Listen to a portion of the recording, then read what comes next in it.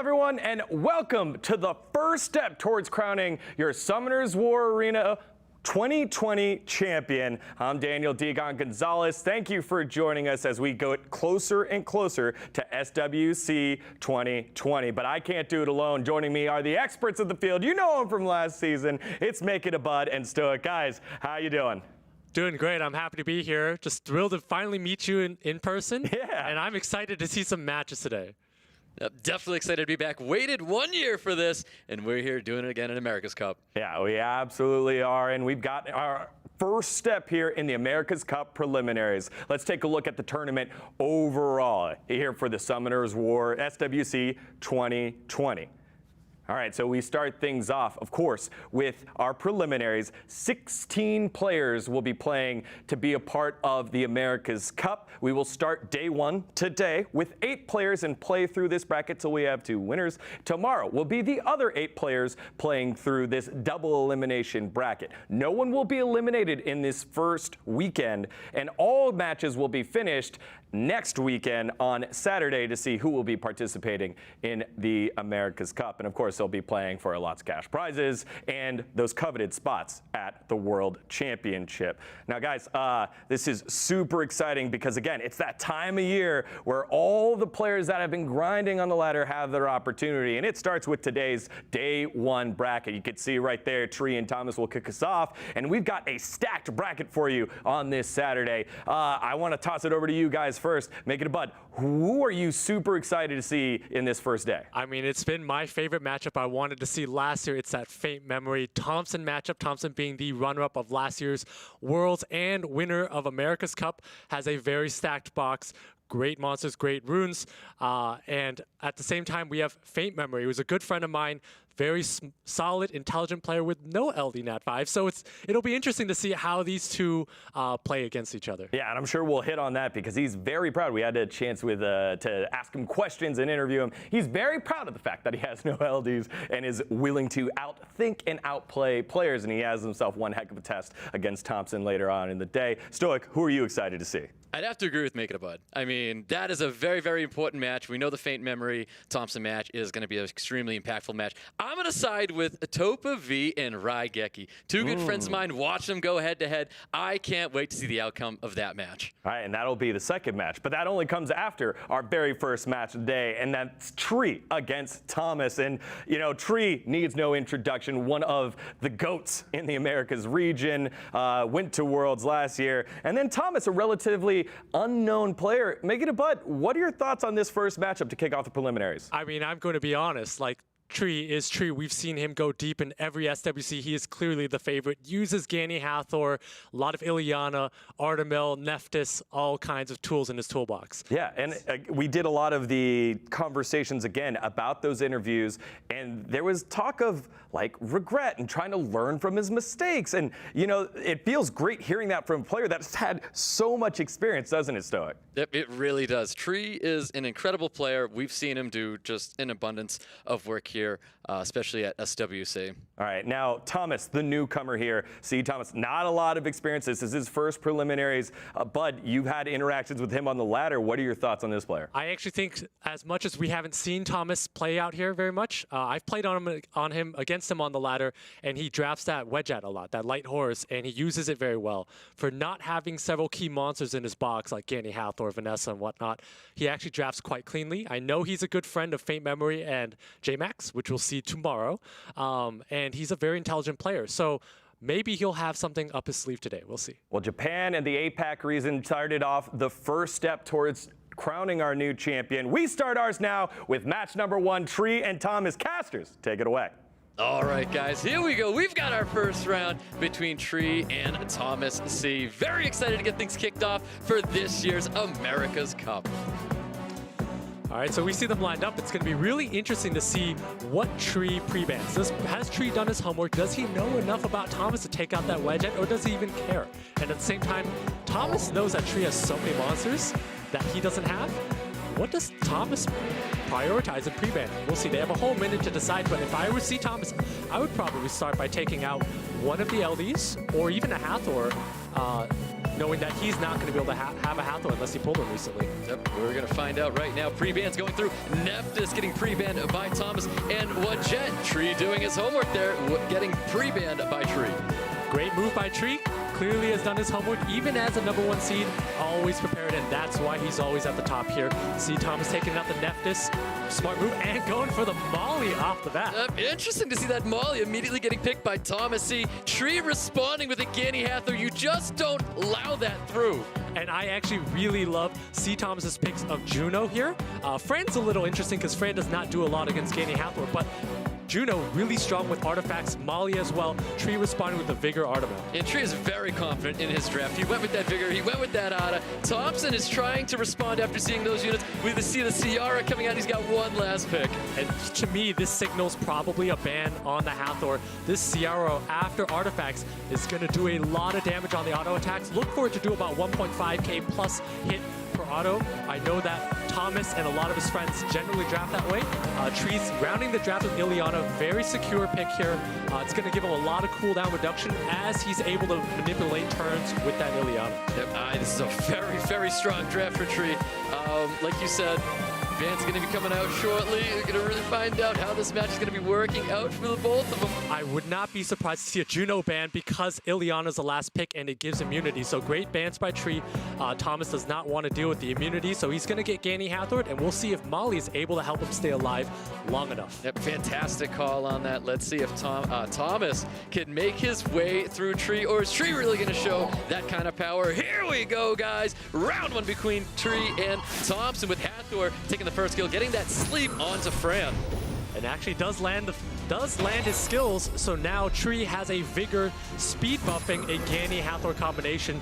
That Sierra's going to be able to do some damage, but at the same time, there's a lot of healing from Tree. Yep, really needed that stun from the bomb, received that stun. You can see the revenge coming out from Ada. No despair stun onto that Ciara. Ciara's going to cycle a little bit of attack bar, attacking that Hathor. Does get despair stun by Ada. Yeah, but again, that Ganny Hathor, that Hathor is at full health again. But if you notice, that Ciara is very tanky. Only does about 900 to a K per auto attack, but did not take much damage from the Arda. Yeah, Ganymede really looking for that glancing to really help that third skill of Alucia, not receiving it. Vigor looking to pile in a little bit more damage onto Alucia. And that miss of a defense break is giant on that Alucia that allows that Alucia to survive for many turns and let C. Thomas get his units back online. Yeah, I'm curious how well this Molly pick is going to be working out for Thomas. We're going to see how this match plays on. You can see that massive damage coming from Ada onto Ciara, and Hathor looking to put everyone to sleep here. I mean, this is going to be a long match. We have triple heals on C. Thomas's side. Tree does have to down that Ciara, so that's going to be his target of choice. If he can land a defense break, Tree is going to take over. Yep, nice ventilate back onto the Hathor. Hathor's got full skills once again. Are we going to see that third skill coming out, or is he going to save it as many units are going to be sleeping? And he does. He uses that third skill, putting everybody down for 2 turns once again. Yeah, and we're just looking for, Tree's just looking for an opportunity to sink that defense break, and at the same time needs a proc on Ganny or Hathor at some point. Molly providing a lot of heals with his passive. Pretty tough to break through. Yep, I think Tom's is going to need a little bit of RNG here. You just don't let Ganny Hathor through. There's way too much control with this. Ganymede coming in, getting that reset, and a stun onto that Fran. And that Fran is defense broken, which means it's going to go down soon. Tree has units moving next. Yep, there's that ventilate combination right back onto Hathor. We know exactly how that team's going to be working here. Ada pummeling in massive damage onto the Fran. Fran is still holding on, though. And you see here, Tree's units were all able to take a turn before C. Thomas's. Thomas did not proc, and that's going to be the end of Fran here. That's the difference in rune quality that you see. That's right. So you can see that third skill did come up from Hathor. Ganymede was able to finish off that Fran. Ciara is not asleep, though. At the same time, I can't say this is over yet. Ciara is taking a lot more damage, but Ciara does do a lot of damage when it does go off. Yeah, Hathor was looking for that attack break, so does attack broken bomb, but no worries. Ganymede's going to be there to reset that unit, and it looks like Tree's going to continue pummeling damage into that Ciara. I take back what I said about this not being over. This looks pretty over. That Ciara's in a lot of trouble here.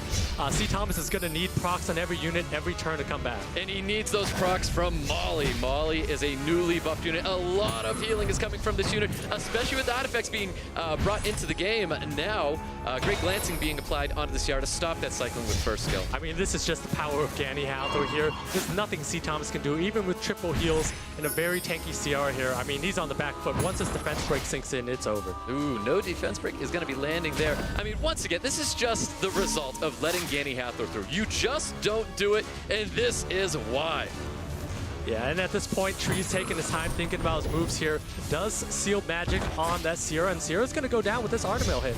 And there it is. And Sierra does drop, and we're going to see the new unit focus, and no need for that. Tree smashes round one in against Thomas. Wow. I mean, once again, it's exactly what it is. You do not let the Ganny Hathor through. It is just way too strong of a team to play against. Yeah, I mean, it's pretty tough, too, in this matchup because Thomas does not have Ganny Hathor. So there's not really many options he has, and I think you almost have to just get rid of the Hathor and just deal with the Ileana Ganny and pray he misbans on and doesn't take out the Juno. But Tree, being smart, being experienced, does make the correct ban, and that's why that turned out as such. Do you think it's smart for Tree to be drafting that Ganny Hathor that early, knowing that he doesn't have it? Is it smart to just lay it down on the table and say, this is what you're going up against? I mean, I think it's always a great neutral option. You're also assuming that Tree knows that Thomas doesn't have these units and may not know that. So there could be two factors at play here. But here, we note the pre-bans from Thomas taking out that Hathor, Tree taking out that Fran. So Thomas here, and Tree also gets first pick, takes the Molly away. Takes the Molly. What a dirty move by Tree, stealing a unit away from Thomas when Tree can even draft 2 units that Thomas doesn't even have himself. But we're going to see how Thomas is going to be dealing here. He brings out a Ciara first pick. And I'm not exactly sure I actually like the Molly first pick from Tree because it puts him at risk of basically needing to play a turn 2 comp. And Thomas, with that Sierra, that auto attacks and those bombs ignore Molly passive, right? That bomb really ignores Molly passive. So it's going to allow, I think, give Thomas an edge up. I actually really like Thomas's response here. 2 speed leads on the board here, and a lot of damage from Sierra. Yep, Tree is showing an Ileana right now. 1 more unit brings out that Ganymede. Thomas, once again, doesn't have that Ganymede. He needs to respond. Does he think that Hathor is going to be coming out? Yeah, I love this Juno play in the Diana. Of course, when you're the underdog, you do need to pray to RNG a little bit. Need to get a few procs. Even though Tree does have the Artemail, Diana does not have to transform every turn. Tree, again, you have so many LDs in the back pocket. You know, which one do you take? Do you take the Oberon? Do you take the Nephthys? I think either play is okay here, but if he takes the Nephthys, he almost has to ban out that Juno. Yep, Tree's got plenty of options. He's showing the auto. He's got 1 last pick to wrap up his draft here. Looking to 2-0 Thompson. If he can get it here, he does bring in the Nephthys. Interesting LD draft. Okay, Thomas is showing us that he also has LDs. Nikki, actually a very strong unit. Giving attack buff on skill 3 and then possibly Despair Stunning and also recovering the team. Brings in a Louise? This might be the first Louise I've seen in SWC. Interesting to see the Louise at the last pick coming from Thompson. And you can see bans have gone out. Juna getting banned on Thomas' side of the field and Ada getting banned on Tree's side of the field. Actually, very interesting to note that Tree does not have a stripper. I mean, Molly kind of strips, but it doesn't. I really like that last pick from Thomas. Great picks there. Yep, here we go, guys. We've got round 2 between Tree and Thomas. Let's see how this works out for them. And we have Wadjet taking first turn. Wadjet taking first turn guarantees that Thomas is going to have protection from immunity, and he's going to need his Sierra and Diana to do a lot of work early on. Yep, and Thomas gets his shields and immunity up with that Louise. Diana possibly looking to get a stun onto Nephthys and not receiving that stun. Yeah, and obviously Diana can't transform because of the potential glancing and the fact that everything else on the field has full attack bars. But look to see this Diana pop off. That is Thomas's path to victory plus that Ciara. Yep, you can see Tree's trying to focus in on that Diana, not wanting to hit another unit, pushing that attack bar on Diana's unicorn form here. Yeah, and at the same time, Thomas's Sierra is just going to slowly whittle. It's going to actually do a lot of damage with its autos, and that's Thomas's goal here. So Sierra's not a dead pick in this situation. Yep, Molly looking for strip, not receiving any strips here. We have a bomb getting planted onto that Molly. The Molly's usually ruined on 100% resistance, not pulling through in this case. Yeah, and actually an unlucky proc by Molly there is shaking off immunity. That's how he was able to get bombed there. And looking for a stun, not receiving a stun here. Diana possibly going to cycle. Possibly. We may see a second skill or just a stun going out onto Molly. It's tough. It's a gamble here because it's 20% glancing, but I think if you're the underdog, you may want to take that risk. And Curse of the Beautiful coming out from Nephthys, getting all sorts of negative effects on that Diana and Ciara. And if I was Tree, I would be thinking about trying to do more damage on the Ciara. Ciara is the squishier unit here. Does use skill 2 from the Ileana to shake off that bomb, so he does not have it anymore. Blends up that bomb with Ileana, boosting up the attack bar of Ileana as well. And you can see the damage is getting focused onto Diana. Yeah, and actually this Ciara needs to do a little bit more damage. Only does about 800 to 900 per hit, so can't really function as the auto attacker that we see it do on the ladder. We're going to see the first transformation coming out of Diana, looking to get a strip, and does not receive the strip on that invincibility sitting on top of Nephthys. Yeah, and good enough though. It shakes out the immunity, but again, does not land the stun, so unfortunate. Yep, very, very unfortunate. Jet looking for a little bit of, not poke damage onto Nephthys, that's for sure. Yeah, I think at this point, Thomas is just kind of looking for an opening, but doesn't really have it. I mean, Ganny with that skill 3 coming up is going to be able to dump attack bars on Thomas's side, and again, swing more momentum in Tree's favor. And there you have it, Seal Magic going out on CR, dumping attack bars on everybody, and receiving that additional turn for some glancing on top of Diana. And this is a slow war of attrition here, but at the same time, I really like Thomas's draft later because he has burst. So we'll see how this goes out. We're going to go into the later phases of the game, though. And there's those defense breaks going out because of that Nephthys. Obviously, the unit of focus is trying to remove that CR from the field. And Diana looking for that stun onto Nephthys, not receiving it. Louise hoping for a stun onto Nephthys and still not receiving that either. Yeah, Thomas needs to find a way to get the Sierra to come online and be able to drop a bomb. It is constantly being reset and constantly being silenced. That Luis is also being controlled, so that's what the battle is about right now. Yep, you can see the poke damage going out onto Diana. Diana almost coming down to half, going to transform here.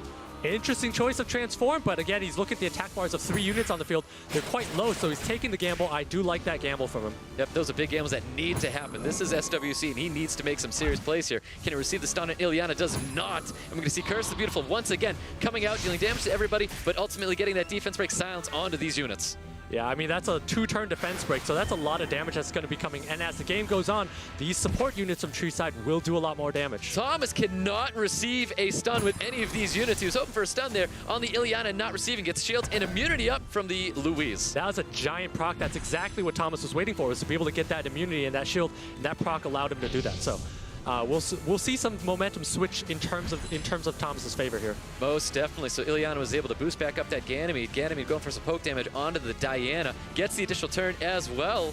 We could probably see a little bit more poke damage. And goes to the ventilate back onto Nephthys. Yeah, and Tree's looking for the next turn around. Once immunity shakes off, he wants to be able to dump that defense break and doesn't want to waste any cooldowns there. Yeah, Tree with a lot of sustain, having that Molly on the field. More poke damage coming onto the defense broken Diana. Diana still holding on, and we get that anti-crit coming up from the Jet. Yeah, so ultimately, the Diana does get invincibility, but this Diana's health is actually going down here. So actually, Tree's looking okay. I mean, his health is pretty full, but we'll see how much damage this bomb does if it's able to go off. Like you said, War of Atricious. Oh, here we go. Bomb does land on the Nephthys. He's going to set this off. He needs to get rid of the Nephthys, and he does. Whoa, Thompson finally catches the break that he needed, getting that kill onto Nephthys. That was giant. That proc by Sierra, super lucky, prayed to RNG gods and was answered, was able to detonate that bomb, and actually that swings the match a lot. Exactly. Now Diana pumping a lot of damage into the Ganymede. Ganymede going for the reset and attack bar dump onto the Ciara, hoping to apply glancing on the Diana, not getting it. Can Molly drop the Diana? And does so. Yeah, at this point here, though, Thomas has a lot more damage, so as long as he can keep that Sierra up, he will be the winner, even if it doesn't drop a bomb. Those autos do a lot. Yep, Louise still begging for that stun, not receiving a stun onto anyone, trying to stun up the Ganymede and not getting it. Yeah, and if I'm Thomas, I'm just whittling down the Ileana, just taking out shields, just trying to find an opening and trying to keep my Sierra alive here. Yep, still trying to get rid of that CR, just like you're saying, and does apply that glancing coming from Ganymede. And that was a lot of damage coming out from that Ganymede onto that Ciara, just from the auto attacks. Yep, a lot of times passing right now. We all know that HP is going down, attack bar is going up. And so Ileana here, it's got skill 2, but its skill 3 is on cooldown for quite a while here. So he's going to be open to a bomb at some point, but he's looking for that vent combo from the Ganymede. Yep, there is the vent combination and the additional turn, once again coming from Ganymede. Yeah, so Thomas needs the Sierra to proc so it can do a lot more auto damage. The auto damage actually matters a lot here. Ileana does have skill 3, which it will use to protect itself next. Yep, you can see Louise trying to pummel in some damage on top of that Molly, but once again, the Ileana, but once again, Molly's passive just so strong, so much sustain. There's the additional turn, just healing everybody up to full. And Tree again is at full health again. That Molly so much, but at the same time, he's got detonate. He needs a detonate, and he does get the kill onto the Molly. Ciara finally getting that window. I mean, at this point, I think we're going to see a game 3 here. I mean, at this point, Thomas can almost auto. Yep, honestly, he really could at this point. We thought Tree had all the sustain in the world, and he did, but Ciara got the windows. I mean, what a match here. I mean, this Sierra is going to be doing a lot more damage here. Tree needs to find a way to destroy the Sierra, but at the same time, Thomas also has healing from the Luis. Yep, he does. Once again, another additional turn coming out of Ganymede. He got the reset onto Sierra. Great poke damage. Gets that Galantic as well to stop that Sierra cycle with first skill. Yeah, but we see this Luis is going to be able to protect that Sierra, and again, Tree does not have strips available, so that Sierra will have some turns. Yep, definitely wishing he had the old Ganymede who could strip with skill 1. That's not going to happen here. Vanelli goes right back onto the Ileana. Yeah, but the Sierra might go down. Hopefully it does more damage. It does not. This Ileana is going to be able to reset cooldowns a lot. But again, Thomas has heals. Thomas has 2 full HP units. Yep, that's right. I think Tree is going to need a little bit more RNG just to take out the Sierra, because if he does remove the Sierra, not a lot of damage is going to be here on the table for either one of them. A defense buff does matter a lot here. And at the same time, Ganny just procced out of immunity and invincibility. Yep, exactly. I mean, that's looking really good for Sierra right now. He goes to boost up his Ganymede, but is it going to be enough? Gets the ventilate back onto Ileana, and here we go. Sierra does plant bomb on a Ganymede. Not looking good. We're looking at a win condition right now. Into a violent proc. He's going to be detonating this bomb, and that is going to be it for Tree. Thomas makes the correct moves and takes round 2 away. Holy cow. My mind is blown. We just saw see Thomas take a win against Tree, who's been so dominant so many years. I have to give credit to all those Sierra procs that allowed him to get out of that Nef to silence, that allowed him to drop that bomb, proc into a detonate, which allowed him to burst down units. And this is why you don't take Molly first, because Sierra just punishes it, and that's exactly what Thomas did. That's right. I think we're going to see a very, very different match going into Game 3 with Thomas and Tree. There's the pre-bans from last match. The Wajet, the Nefties. And it makes sense here. Tree does not want to fight against that wedge at that defense buff, and that speed lead made that draft very difficult. At the same time, also protected Thomas's team. And Thomas again taking out that Neptus because defense break hurts. Yep, and there's Thompson with that Thomas with that first pick taking the Molly. Tree is going to respond just like that first match. Ganny, Hathor, this might be a different outcome. Let's see if Thomas can make the correct decisions here.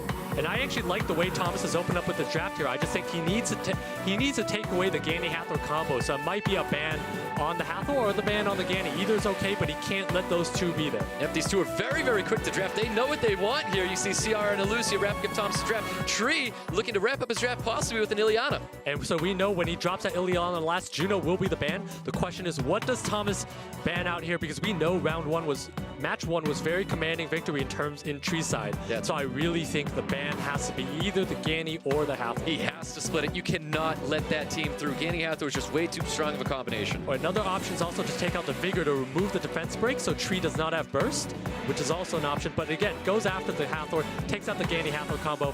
Fran is taken out instead of Juno. Interesting choice. Yep, speed lead for Thompson. Hoping for that first turn over Tree. Accuracy lead for Tree. We are going into Game 3 with Thomas and Tree. Here we go, guys. Very important match.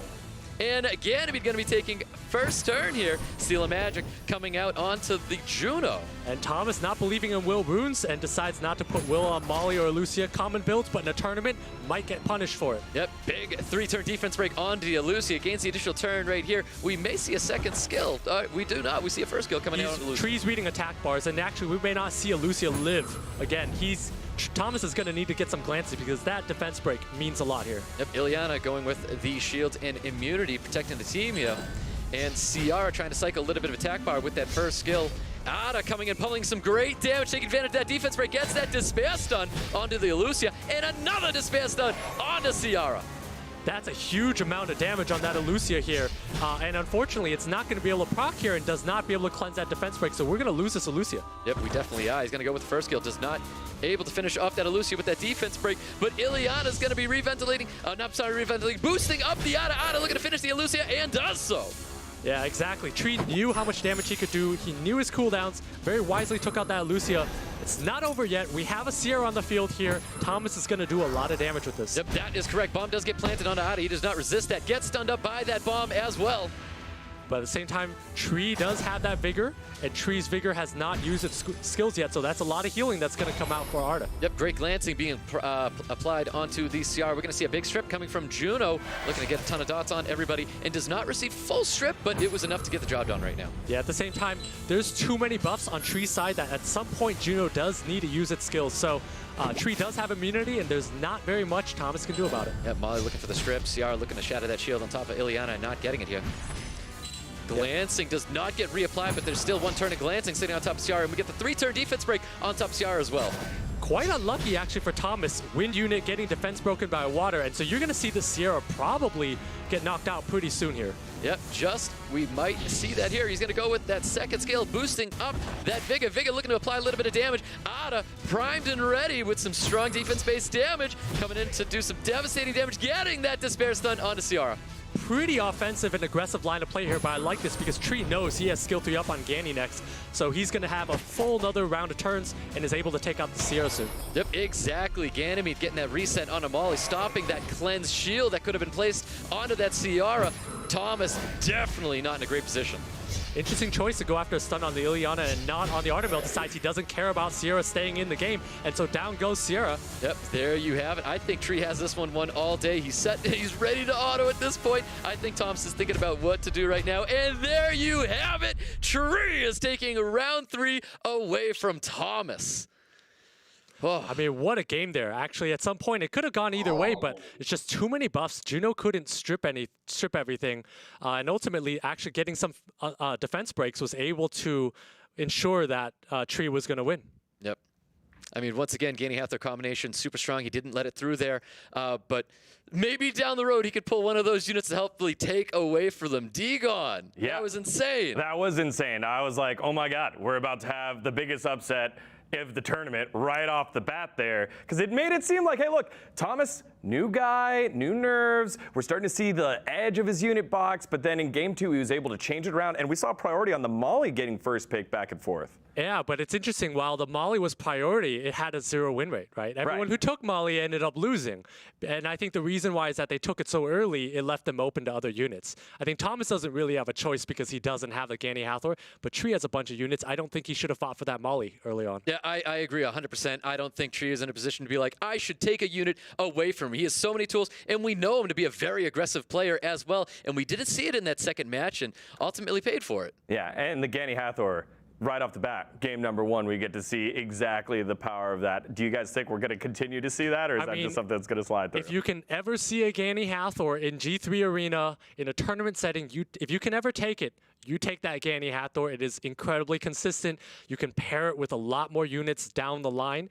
Very versatile and very hard to lose a draft with Ganny Hathor. Yep. All right. Well, with that, Tree takes the first victory of the North American preliminaries. Thomas loses, but is not out. We'll move down to the losers bracket, but we will not see him for the rest of the day. He has another week to prep for his tournament. Now let's take a look one more time at the overall overview of the tournament itself for the North American, or for the America's Cup preliminaries and the Summoners War 2020 Path to the Championship as well. Again, 16 players for the America's Cup region. We're doing day 1 with 8 players today. Day 2, we'll have 8 players tomorrow. The winners of each day will be into the America's Cup. We'll have 4 people already qualified, and then we'll have 8 matches next Saturday to vie for those final 4 spots of the America's Cup, and then the America's Cup will be played later on for those final 2 slots at Worlds. All right, got through all the business. Let's take a look at the results now in terms of the bracket. Tree takes care of business against Thomas. A little bit of a scare, but he's able to get himself through. That gets us to our very next matchup. It's RAIGEKI and TOPAV, and Stoic, this is the one that you were excited about. Let us know why. What's up? I'm extremely excited about this match. TOPAV, RAIGEKI, they're both returning players from previous SWCs, 2 close friends of mine. I want to see them both do very, very well, but I am super excited to see them both going head-to-head in their first match.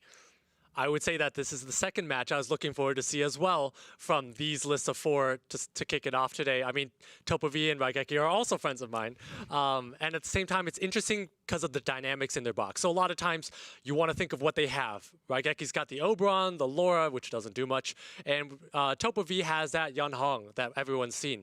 But what's more important sometimes is what they don't have. And so TOPAV does not have a Chiwu, and RAIGEKI does not have Beast Riders. So there's a little bit of a rock, paper, scissors kind of back and forth between how do you get the Chiwu and how do you defend or take control. So there's a lot of speed wars that are going to happen between these two, balancing with slow teams like Mali. Yeah, your quick stat before we hop on in here. This tournament has a ton of players that prioritize Hathor as their first pick in Season 13. We're not going to see that in this one. Guys, game's ready. Take it away. Who's going to be booking their seat? Let's find out. Yep. All right, guys, here we go. We have our first match between TOPAV and RAIGEKI. Super excited for this one. Here we go, guys. Getting into the match now. Getting right into our pre-ban phase with TOPAV, RAIGEKI. Of course, what we're going to say. I can't wait to see this one. I mean, these are two good friends of mine. We all know their boxes. We've seen them stream on Twitch here. It's going to be interesting to see what they think of each other's boxes. RAIGEKI and TOPAV are taking their time to think about it, but I know these two players will have done their homework ahead of time and drafted out and written everything on paper. So this should be quick here. I really think RAIGEKI might be banning out the Yeonhong first, just because it's pretty easy to ban that. TOPAV might take out Oberon, but you may see some dynamics with Hathor.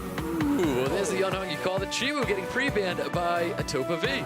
Interesting choice to take out that Chiwu, because TOPAV knows that RAIGEKI's going to get Hathor first, does not want to let him also have Hathor Chiwu together. So RAIGEKI's going to oblige and take Hathor first. Yep, I agree 100%. RAIGEKI should be taking that Hathor here. We're going to find out in a second. And he goes with the Ganny instead of the Hathor. Interesting choice to go after the Ganny here. And TOPAV has to respond with the Hathor, because you can't let your opponent take a Ganny Hathor lock. So that's for sure. But interesting choice. RAIGEKI, if he's going to take a Ganny, it's likely going to follow up with either Okeanos or Fran. Wants to keep those options open so he can ventilate and then reset and whatnot. Yep, if I know TOPAV, that Hathor is coming out. There's no way he does not draft that unit and he brings the CR along with it. So normally you would see Fran Hathor. A lot of times now with the artifacts, you'll see Sierra Hathor, because additional damage basically triples Sierra's auto attack damage. So it's a lot of damage here. RAIGEKI responding with the speed lead of his own in Vanessa and that Fran. Yep, exactly. So getting a speed lead of his own, taking a unit away from TOPAV as well. We know TOPAV, we know him for drafting that Vanessa too. So TOPAV's got a couple options here. He can either go Okeanos, Daphnis, maybe a Barber here, or he can decide to add some sort of a healing, potentially steal a Triana, but I really think he's going to be aggressive here. You're not going to see much healing. It's going to be some sort of Okeanos, Daphnis.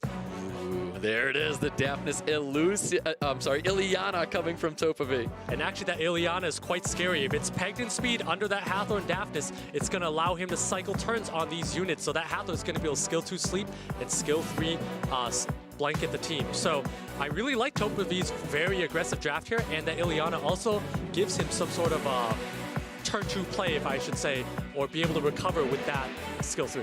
Yep, I agree. RAIGEKI going to be responding here with the Gemini Okeanos. I think you're a crowd favorite of this team.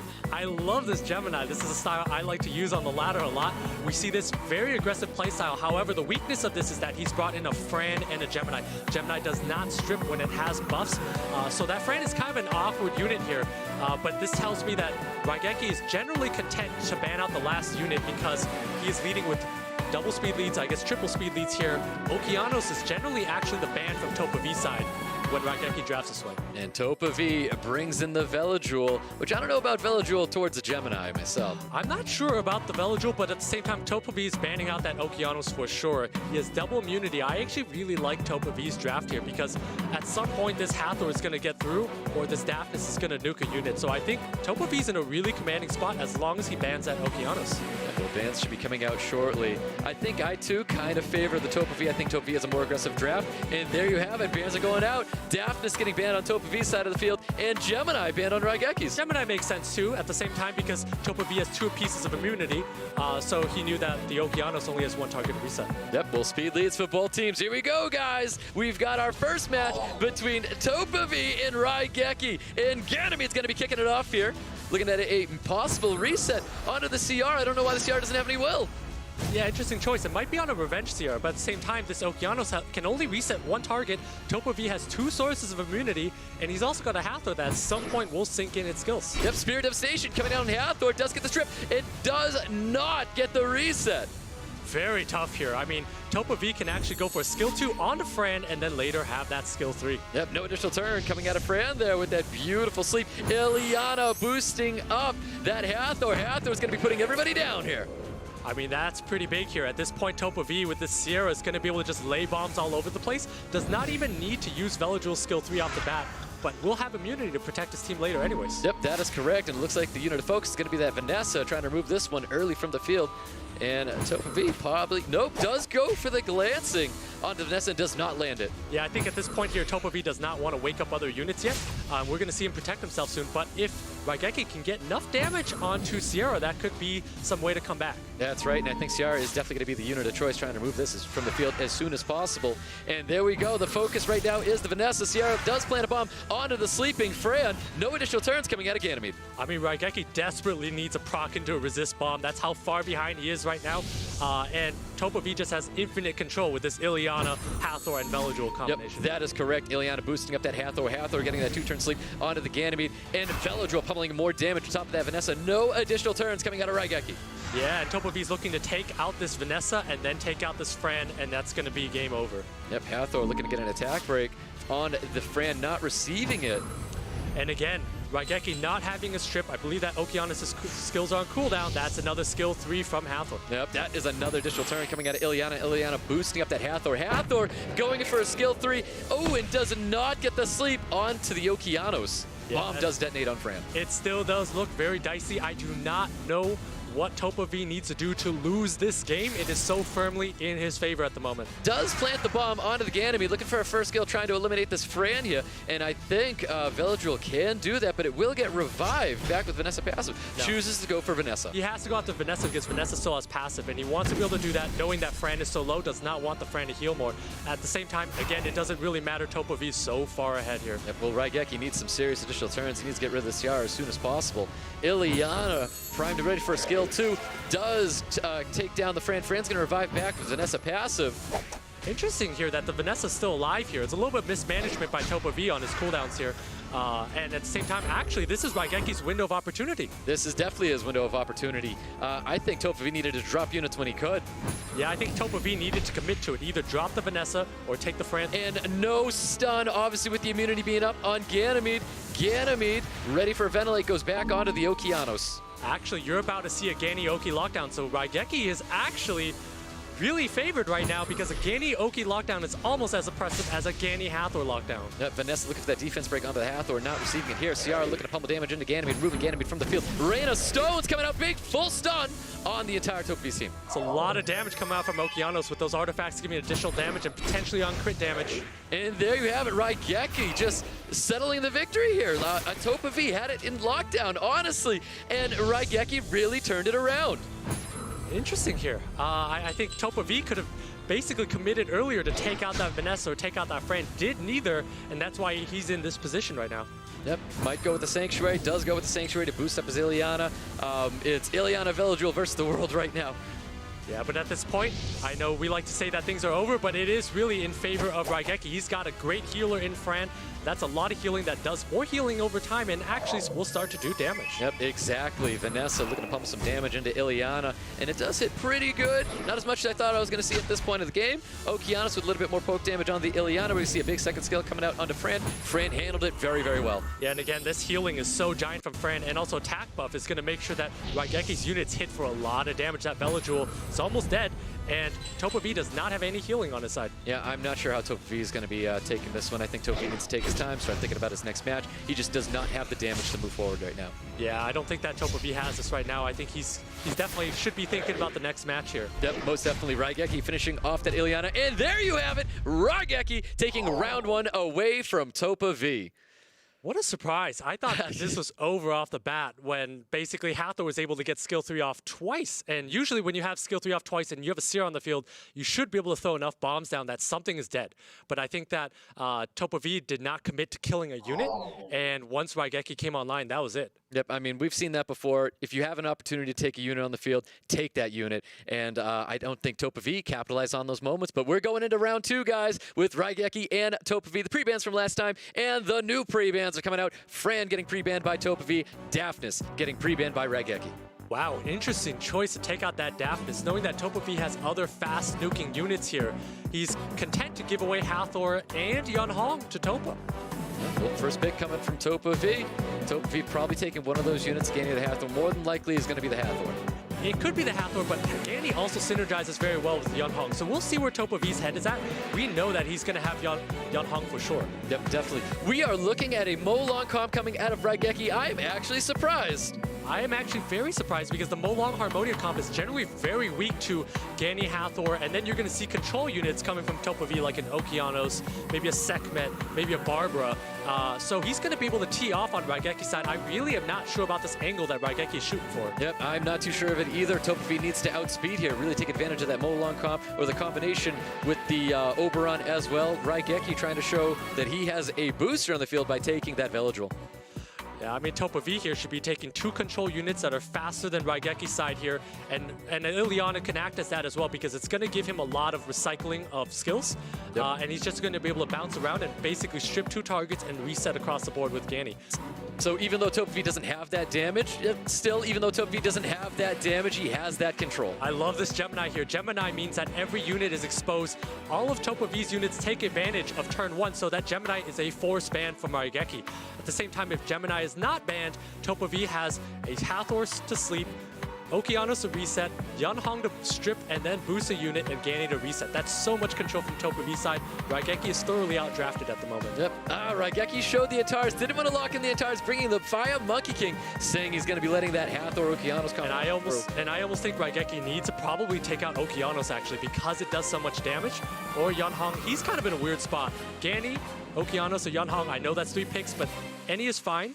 If I was TOPAV, I could just ban out any of these units. I could even dice roll a 5-sided dice if they exist, because it really doesn't matter at this point. Yep, we're going to find out. I mean, I don't think it's too over until we actually see this match here. RAIGEKI does have the damage. He does have a Molong combination, but TOPAV has to deny the turns now. Yeah, so he takes out the Gemini. That makes sense, and that also means that RAIGEKI's praying to resist gods. Hopefully that he doesn't get stripped, doesn't get reset by Oki. We'll see if the game does him any favors. Yep, well, we're going into game 2 between TOPAV and RAIGEKI. Here we go. RAIGEKI taking round 1. Can he 2-0 TOPAV? Super fast Hathor. That is definitely on Swift going in front of Okeanos and Gani. As we note, everything goes in front. Ooh. Yeah, I know. Hathor getting that skill 2 onto the Veladril. We all know, we all see it when that Hathor skill 2 is a fire unit like Veladril. It sometimes doesn't go through. Yeah, but what you're going to see here is 2 strips and resets have landed. Yeonhong's going to boost up a unit. Gani has the ability to reset, or just Blade Fan, and Gani can reset, dump attack bars, and Molong can't do anything on its own. Yep, that is correct. Goes for the reset onto the Veladril. Does dump the attack bars onto everybody. Does he choose to go for the Reckless Assault? Does not. Goes for a skill 2. Does get a stun onto Okeanos. Everybody's going to sleep here. Yeah, went for the skill 2 because he knew that the only way he could win was by basically stunning the entire team. Did not get it. This is 2020. Molong is not in 2018. So unfortunately, RAIGEKI's going to be eating a Gani Hathor. Yep. Oh, Yeonhong getting a nice additional turn there, hoping to apply glancing onto the Veladril, and does boost up, or I'm sorry, charge vitality back onto the Ganymede, and he wants to keep that combination going. Big skill 2 from Yeonhong going out onto the Vela. Vela does not have skills up. So we're here about to see a more toxic comp than Gani Hathor, and it's Gani Hathor Yeonhong. So right here, I mean, TOPAV, unless he mismanages his cooldowns, has this firmly on lockdown, and if any unit procs, it's even more so in his favor. Now, in that first match, I know we saw TOPAV possibly make some big mistakes here. This is TOPAV's bread and butter. He gets his Gani Hathor Yeonhong combination. How do you stop this? You definitely don't. You take your time to think about the next match, because this one here is TOPAV playing Solitaire. Usually Summoner's War is a 2-player game with 2 players, but it is definitely a 1-person game at the moment. RAIGEKI is basically an audience member watching this match as well. I guess so. And there you go. The combination comes through once again, putting everybody to sleep, dumping the attack bars, and I think he's going to... Oh, he chose to go for the reset onto the Molong. I mean, TOPAV has so much control with that skill 3 from Gani. I mean, doesn't even need to use it. He knows he has attack bars, dumps from Hathor the sleeps. He has Yeonhong to recycle cooldowns. Molong doesn't have skills up. I mean, it's really dire here. 2-turn sleeps, no one can recover from that. No one can proc out of that. It's pretty rough. Yep, definitely a great combination with TOPAV. He does drop that Veladril, and Hathor with a little bit of poke damage, really stopping that Reckless Assault from happening.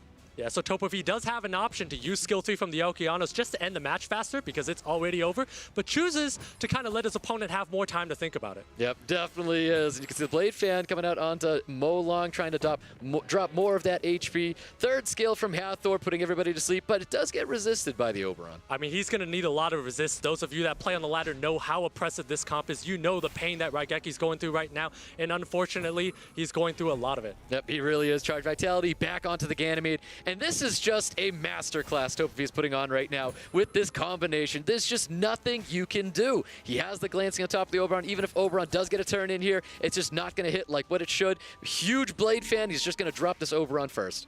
Yeah, and again, not needing to blow skill 2, and does want to just throw down the Rain of Stones, do some damage, but does not stun two not units. get the stuns on 2 of the units. Wow, gets a defense break onto the Anhong. I don't know if it's going to be enough here because Ganymede has cooldown still. He buffs up that Hathor. Hathor's going to be free, and there you have it. Like we said, TOPAV taking round 2 away from RAIGEKI.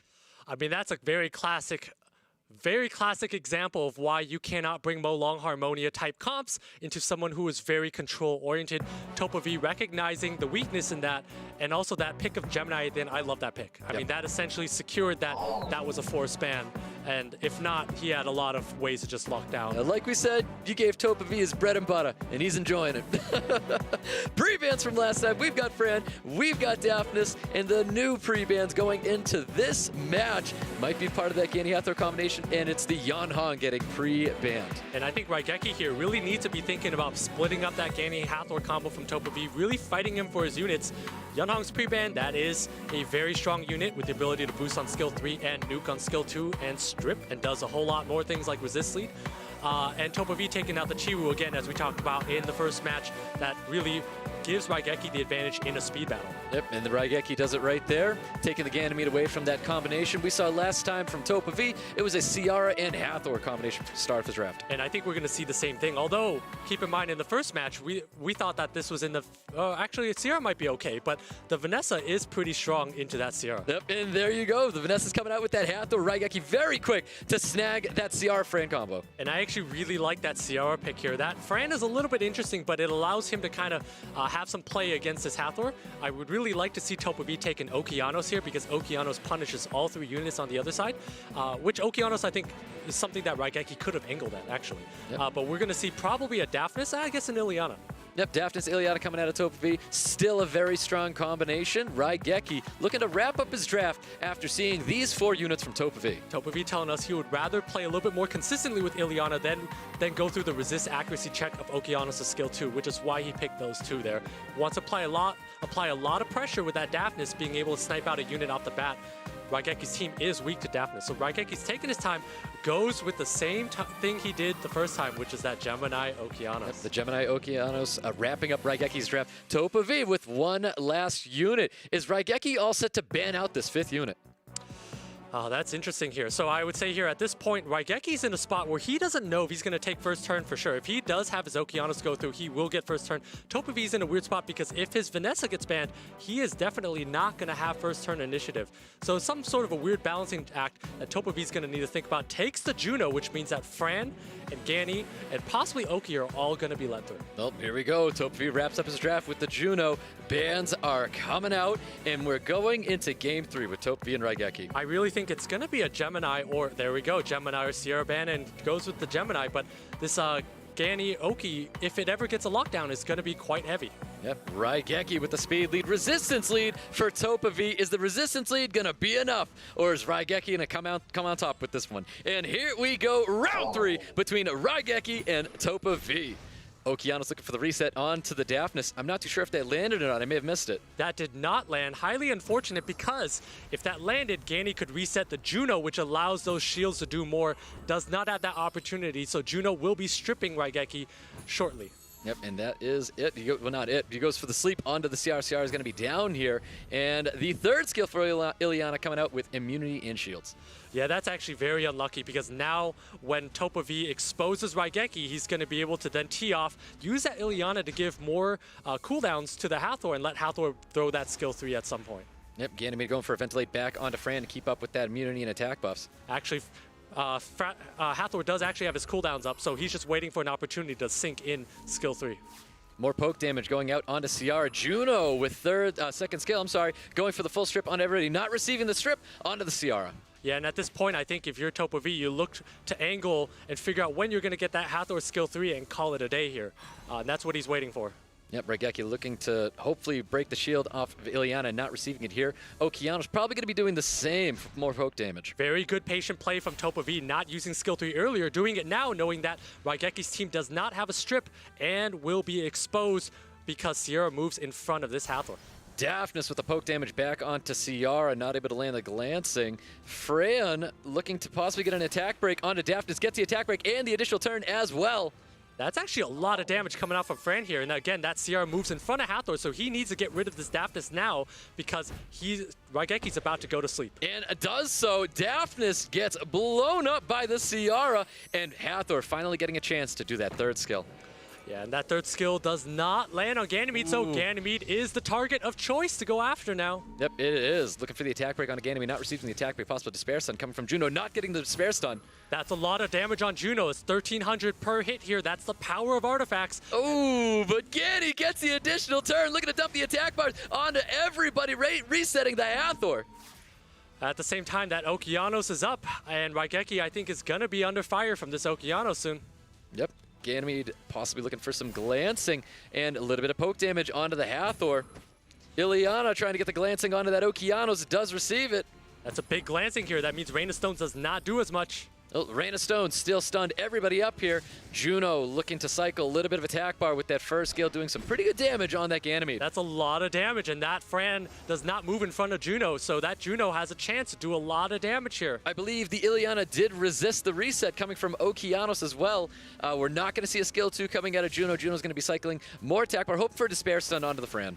Highly ineffective Okeanos here, missed twice. If I were RAIGEKI, I would be thinking about feeding it soon because it is not doing its job at the moment. And again, TOPAV is able to get shields up, which prevents him from being stunned. Yep, that's right. So we got the shields, we got the immunity up because of that Ileana. Spear Devastation coming out, and it does not land on the Juno. Does not land on Juno, which is a big deal because it means that RAIGEKI cannot shield with Fran on command and safely. Great Despair Stun coming out of Juno, really trying to get rid of this Ganymede from the field. We're going to get some sustain coming out from this Fran. Now there's a skill 2 still available on the Juno. And TOPAV had to do that there to force the Act Resist check from the Juno, and Juno actually does land on 3 units and stuns too. Yep, great stun onto that Fran. Bomb can be placed onto the Juno, but he can't detonate it, so he chooses just the first skill, trying to break that shield on top of Ileana.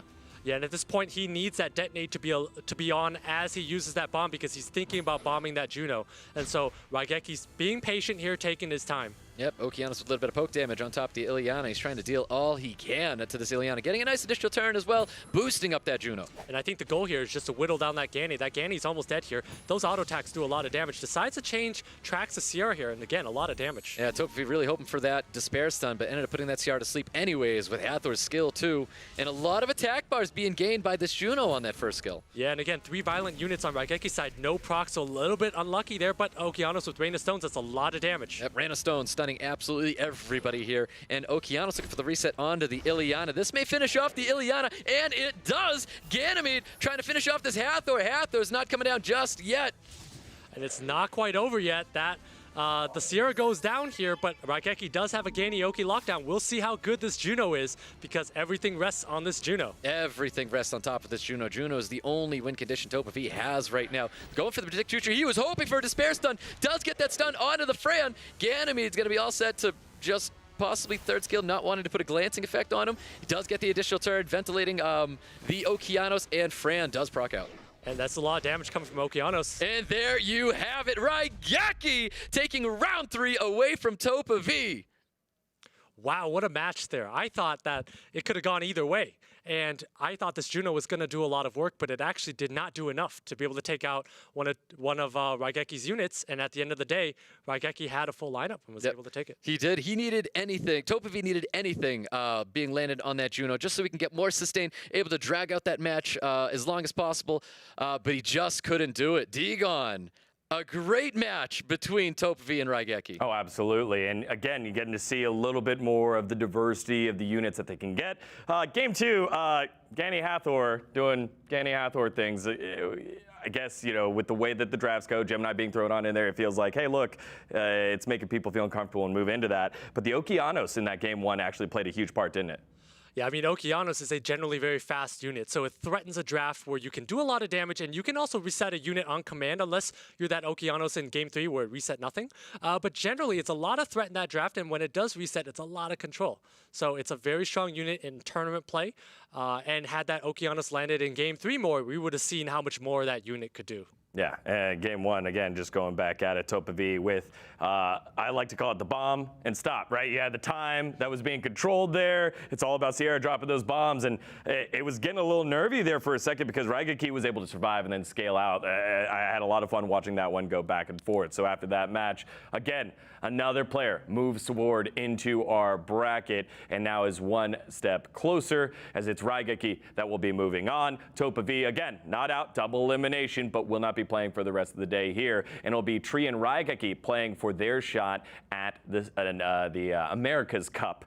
But that'll be coming a little bit later because we have our next match ready to go. It's HEVES and FALLPANDA. And these two guys, kind of contrasting stories from the switch from Season 12 to Season 13 in terms of rank. HEVES was somewhere in the hundreds now, I think in the teens in terms of his rank. FALLPANDA, complete opposite, was in, I think, the teens in Season 12. Season 13, I think he's in like 500, somewhere a little bit lower in terms of the ladder. Guys, thoughts on this matchup here? I mean, I think in general, HEVES has been a very clean RTA player. Whenever you see him on the ladder, he drafts that Chiwoo, Savannah, Ganny Hathor comp, very consistent. Generally doesn't make a lot of mistakes. However, you'll notice that he also has that Tian Lang, which if you think about FALLPANDA has a lot of LDs. Arta, Ragdoll, Patter. I mean, I could probably go down the list and he would have half of it. So that Tian Lang is going to be something that they're going to contest over. You're going to see that pre-band. It's going to help HEVES a lot. But I think in this matchup, HEVES generally has proven that with the higher rank, fewer LDs, I think he's going to be the more skilled player. Excited to see what Ragdoll can do here for FALLPANDA. Don't have to wait too long because the game's ready. Hey, guys, take it away. Here we go, guys. We've got FALLPANDA. We've got HEVES. FALLPANDA's got a lot of LD Nat 5s. We might be seeing one of them today. So here we go, going into their round one. We might be seeing one of them, or we might be seeing 4 or 5 of them. I definitely expect to see FALLPANDA pre-ban a Tian Lang from HEVES side. And if I'm HEVES, I'm thinking, I don't know what I'm pre-banning. There's so many things on FALLPANDA side. There's the Patter, there's Arta, there's Rag. FALLPANDA not doing his homework, taking out Gianna, which HEVES clearly does not have. That is very interesting. I thought he would have did a little bit more homework on him. I think if you know a user as a Gianna user, I mean, this could be a Mercy pre-ban coming from FALLPANDA. I don't know, but that's interesting to see the Gianna getting pre-banned like that. And you see a very classic Ganny into a Hathor Fran response pick, so makes a lot of sense here. No surprising, but here's where you're going to see some deviation. You're going to see the LDs come out. And HEVES at this point may have a Savannah's back pocket. FALLPANDA, actually, this Vigor does not look like it's either light or dark. He's going with a very free-to-play unit, which is perfectly fine here. And I like the Velojewel. It's a good response to the Hathor. I'm not sure about the Vigor here because it is a little weak to the Hathor. Yep. He's looking at response with Vigor and Velojewel. He's going to be bringing out Yirtet in a Bulwark. I have not seen a Hurtate yet. We see it all the time in Guild Siege, but we don't see this very often. So interesting choice here. It actually does a lot in a slow bruising matchup. I am not sure about this Bulwark. Even though FALLPANDA has a lot of buffs, FALLPANDA controls these buffs, so I'm not sure about the use of this. And FALLPANDA bringing out Ragdoll and Vivachill. It's a great combination. HEVES is very, very quick to respond with the Tian Lang. Of course. I mean, when you see that Ragdoll go down, you have to take that Tian Lang. That makes a lot of sense. And then FALLPANDA taking the Vivachill because, I mean, it's an LD unit. It does a lot. It has the potential to snipe out a unit. But that Vivachill does need to be lower than everything on HEVES in terms of speed. Doesn't matter. HEVES decides he doesn't want to deal with any randomness from that. And there you have it. Bans are going out, and it's Vivachill and Yirtet getting banned on this field. And here we go, guys. We're going into our round one between FALLPANDA and HEVES. I like HEVES drafts here, by the way. You like HEVES drafts? I mean, I think FALLPANDA's got a lot going for him. We have the Ragdoll, and I think Ragdoll's an extremely powerful unit in this case. And Hathor for HEVES is taking the first turn. Yeah, so in this case, does luckily land that sleep. But again, is not going to be able to do very much because he's going to be able to give skill 2, which is going to allow that Veligil to outspeed the team potentially.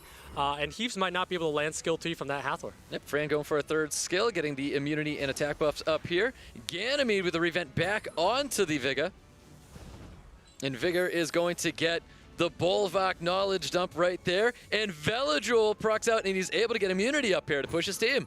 Yeah, but what you're going to see here is that HEVES has enough healing that I think that this Tianlang with this defense break is actually going to be enough damage here. And I think HEVES is in a massive advantage here. That Ragdoll is going to feed this Tianlang over and over and over again. Yep, that's right. And you can see that he's buffing up. Stacks of knowledge go right back up onto Bolvak. And he's trying to get a little bit of damage into the Bolvak. I'm not sure it's going to be enough. Hathor with a little bit of poke damage coming towards Vigor. Yeah, HEVES is just going to need to land defense break from that Tianlang onto that Vigor, and it's going to be all she wrote. And again, that Vigor is almost dead now. Yep, Bolvak drops all the knowledge on top of Vigor. Vigor in a very sensitive situation right now. FALLPANDA still trying to deal more damage to this Bolvak, getting that defense break from Vigor as well.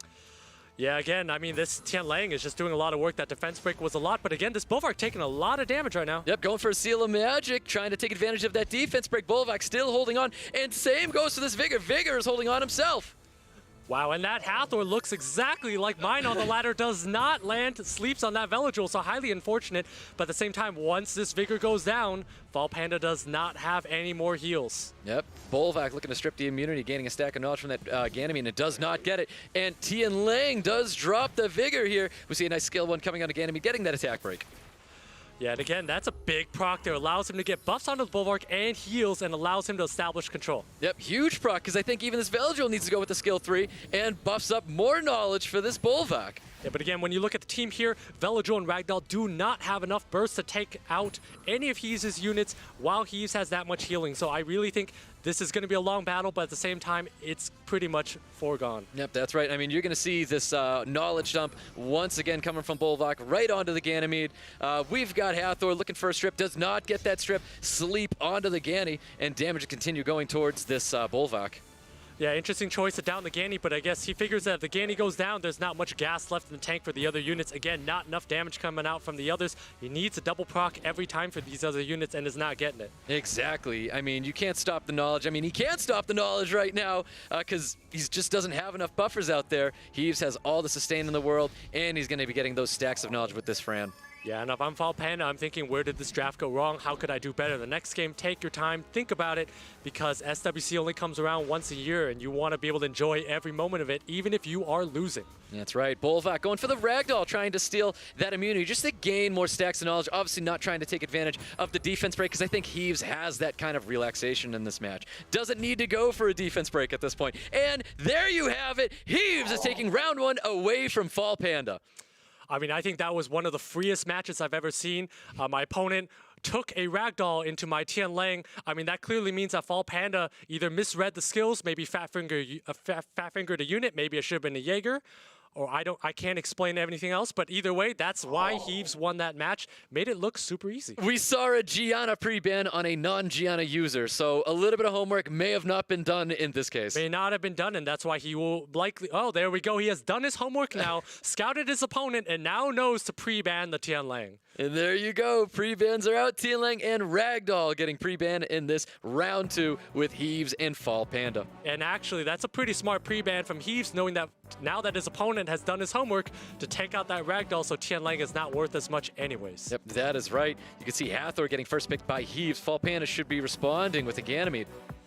FALLPANDA should be taking the Ganymede, and likely a Fran here is pretty standard. Patter is also great. It's an LD unit here, provides immunity, does a lot of damage and healing, so it can't ever go wrong with a Patter. Nope, never. These Druids do so much. They offer so many things for a battle. HEVES looking to draft the Vigor and the Fran. So when HEVES takes the Vigor into an immunity unit, it tells me he believes in his room quality and the anti-crit that Vigor provides just to let him cycle over and over and wear FALLPANDA down. Patter is a likely ban at this moment, but we'll see what FALLPANDA responds with in order for HEVES to make that decision. Yep, and let's see what he does respond with. He should be drafting some units shortly. He's running out of time, really thinking about this match. And there is the Viva and Ciara. Whoa, and Heves going with another two LD units, showing that while his opponent has 2 LD units, Heves also has 2 LD units here. I do like that Sierra Viva Chow pick from Fall Panda. That Zera 2 is a little interesting, a little suspect, but I think it's very good into a pattern here. Fall Panda rounds out his draft with that Daphnis. Yep, very, very aggressive draft coming from Heves. Fall Panda wrapping up his draft with a Daphnis, and Daphnis right away getting banned out, and you can see Vega getting banned out on the side of Heves. Interesting case here. We're going to see Heves with a lot of immunity. This Sierra is not going to be able to do very much unless it autos a lot, but there's a lot of bursts from that Zera 2 coming. Yep, that is right. Now, speed lead for Fall Panda. We're going into round 2. Fall Panda, Heves, let's go. We're going to be seeing that speed lead probably taking first turn here, and it is. It's Fall Panda looking to apply a little bit of damage to that Zeratu.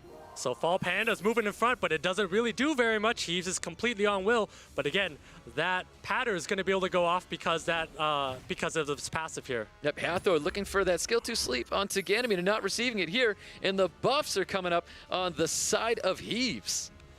Yeah, and at the same time here, he's just choosing to do damage. That's a very tanky Zeratu here. I don't know if Fall Panda's going to be able to get through that. He's going to need to get through that in order to win, but there's a Fran that's going to be able to pick up this Zeratu. I'm very surprised to see how tanky this Zeratu is. Usually known to be a super high damage unit, not so tanky. And here we go. We're going to see that first skill coming out onto the CR, dealing a good amount of damage. I mean, that is half health, more than half health of this Sierra here. That Zeratu is still there. I mean, Fall Panda's in a lot of trouble. This Sierra, one more hit and it's gone. That Hurtate's also slowly getting stronger over time. Yep, Fenelite goes right back onto the Viva. Viva using a nice skill too to get immunity and a heal to bring back a CR just a little longer. And Hathor with a nice skill 2 onto the Viva. I mean, there's just not enough damage coming out from Fall Panda's side without Sierra being able to land a bomb. If that Zeratu is able to connect with that Sierra one more time, that Sierra is probably going to go down. And we see the transform coming out of this Pada. I mean, that's a very big heal. It gives that Sierra just a little bit more HP from that healing. Might let him survive one hit from that Zeratu. Yep, a little more poke damage coming to Zeratu. I still can't believe how tanky this Zeratu is. It's handling every hit so well. Bomb does get planted onto the Fran. Bomb gets detonated. Fran gets stunned up. Barely did any damage to that Fran here. I don't even know if this Sierra has 6 runes at the moment. It's taking a lot of damage and doesn't do a lot of damage here. I mean, this Zeratu is going to take care of Sierra right now. Yep, very much so. Zeratu dropping that Ciara in extremely aggressive draft coming out of Heves, removing a big damage threat on Fall Panda's side of the field. Again, this is for the classic case of 4 units versus 3. Generally favors the player with 4 units, but again, actually, this Hurtate might be going down soon. Yep, Hurtate might be going down soon. Oh, but we get the additional turn coming out of the Fran, saving that Hurtate. Hurtate was about to go down, but Fran said no, so again, it's 4 units versus 3, and this Zeratu is just going to town here. Yeah, let's see the damage coming out of Zeratu, dealing a lot of damage. It is not only tanky, but it can deal the damage as well. Glancing does get applied to the Hathor. Hathor looking for the attack break and a little bit of poke damage onto that Pada. And Heves is able to get more healing from that Fran, able to stabilize here. Heves is able to kick back and relax because he knows that this game is over. Yep, it really is. Hurtate doing away with the Patter. Patter is no longer with us. Heves 2-0s Fall Panda. I mean, what a match there. I mean, we got to see which LDs were better, I guess. And we saw that Zeratu quite powerful on Hurtate. We've never seen that in SWC. There's just so much pressure being applied from Heves, from that Zeratu, able to support it, that Hurtate was able to win overtime anyways. And he didn't really need it, but it would have come into play later. I'm so happy we got to see a Zeratu. Zeratu it turned out to be an incredible pick for him. Like, we know it for a damage dealer, but we did not realize how tanky that unit was. Dagon, we saw some new LDs that we haven't seen before. Right? That was crazy. I want to go back to just the fact that Fall Panda and the Gianna ban, like, that was kind of confusing, and at times, you know, as you guys said, SWC 2020 comes once a year. SWC comes once a year, and that was something that we know that Heves doesn't play at all in the Canadian. The newcomer, the rising newcomer, was able to take our first 2-0 of the day. That's kind of crazy, isn't it? I mean, not crazy when my opponent takes a ragdoll into my Tian Lang. When you look at it that way, I would say it's not crazy. And also when my opponent hasn't done my homework, taking the Gianna, you know, when your opponent doesn't have a Gianna. So, but respect for HEVES. That was a great, well-drafted match, well played. FALLPANDA taking just some interesting drafts there. Just because an LD unit is shiny, it's new, it's fun to play with, does not mean it's right for the situation. The Viva Chow, as you saw, did not do very much in those matches. Too much damage and threat from HEVES side, just won in the game quite easily. Yep. And Zeratu ended up being that shiny, new, beautiful LD Nat 5 that he said it is right for the situation. And I don't think any of us would have expected that. Yeah, definitely. And just a lot to unpack from that game. But the bracket's ready to go because this tournament is rolling on. And it's all because HEVES is going to be in that semifinal matchup. But we got one more to go. Guys, it's the big one. It's here. THOMPSIN, finalist from Worlds, the best player in in the Americas region and North America, last year taking on FAINTMEMORY, the young guy that has no lack of confidence. How do you feel about this matchup, bud? I mean, both of them are friends of mine, and I would like to say that you have to go with last year's defending champ, right, of the America's Cup. He is last year's runner-up, #2 in the world last year. So I have to say that he is the favorite. However, I do think it's very close. FAINTMEMORY is very innovative with his picks, with his bans, with his plays. You're going to see some very interesting monsters from him. He uses his artifacts very well. He's going to have every single advantage he can get without having an LD monster.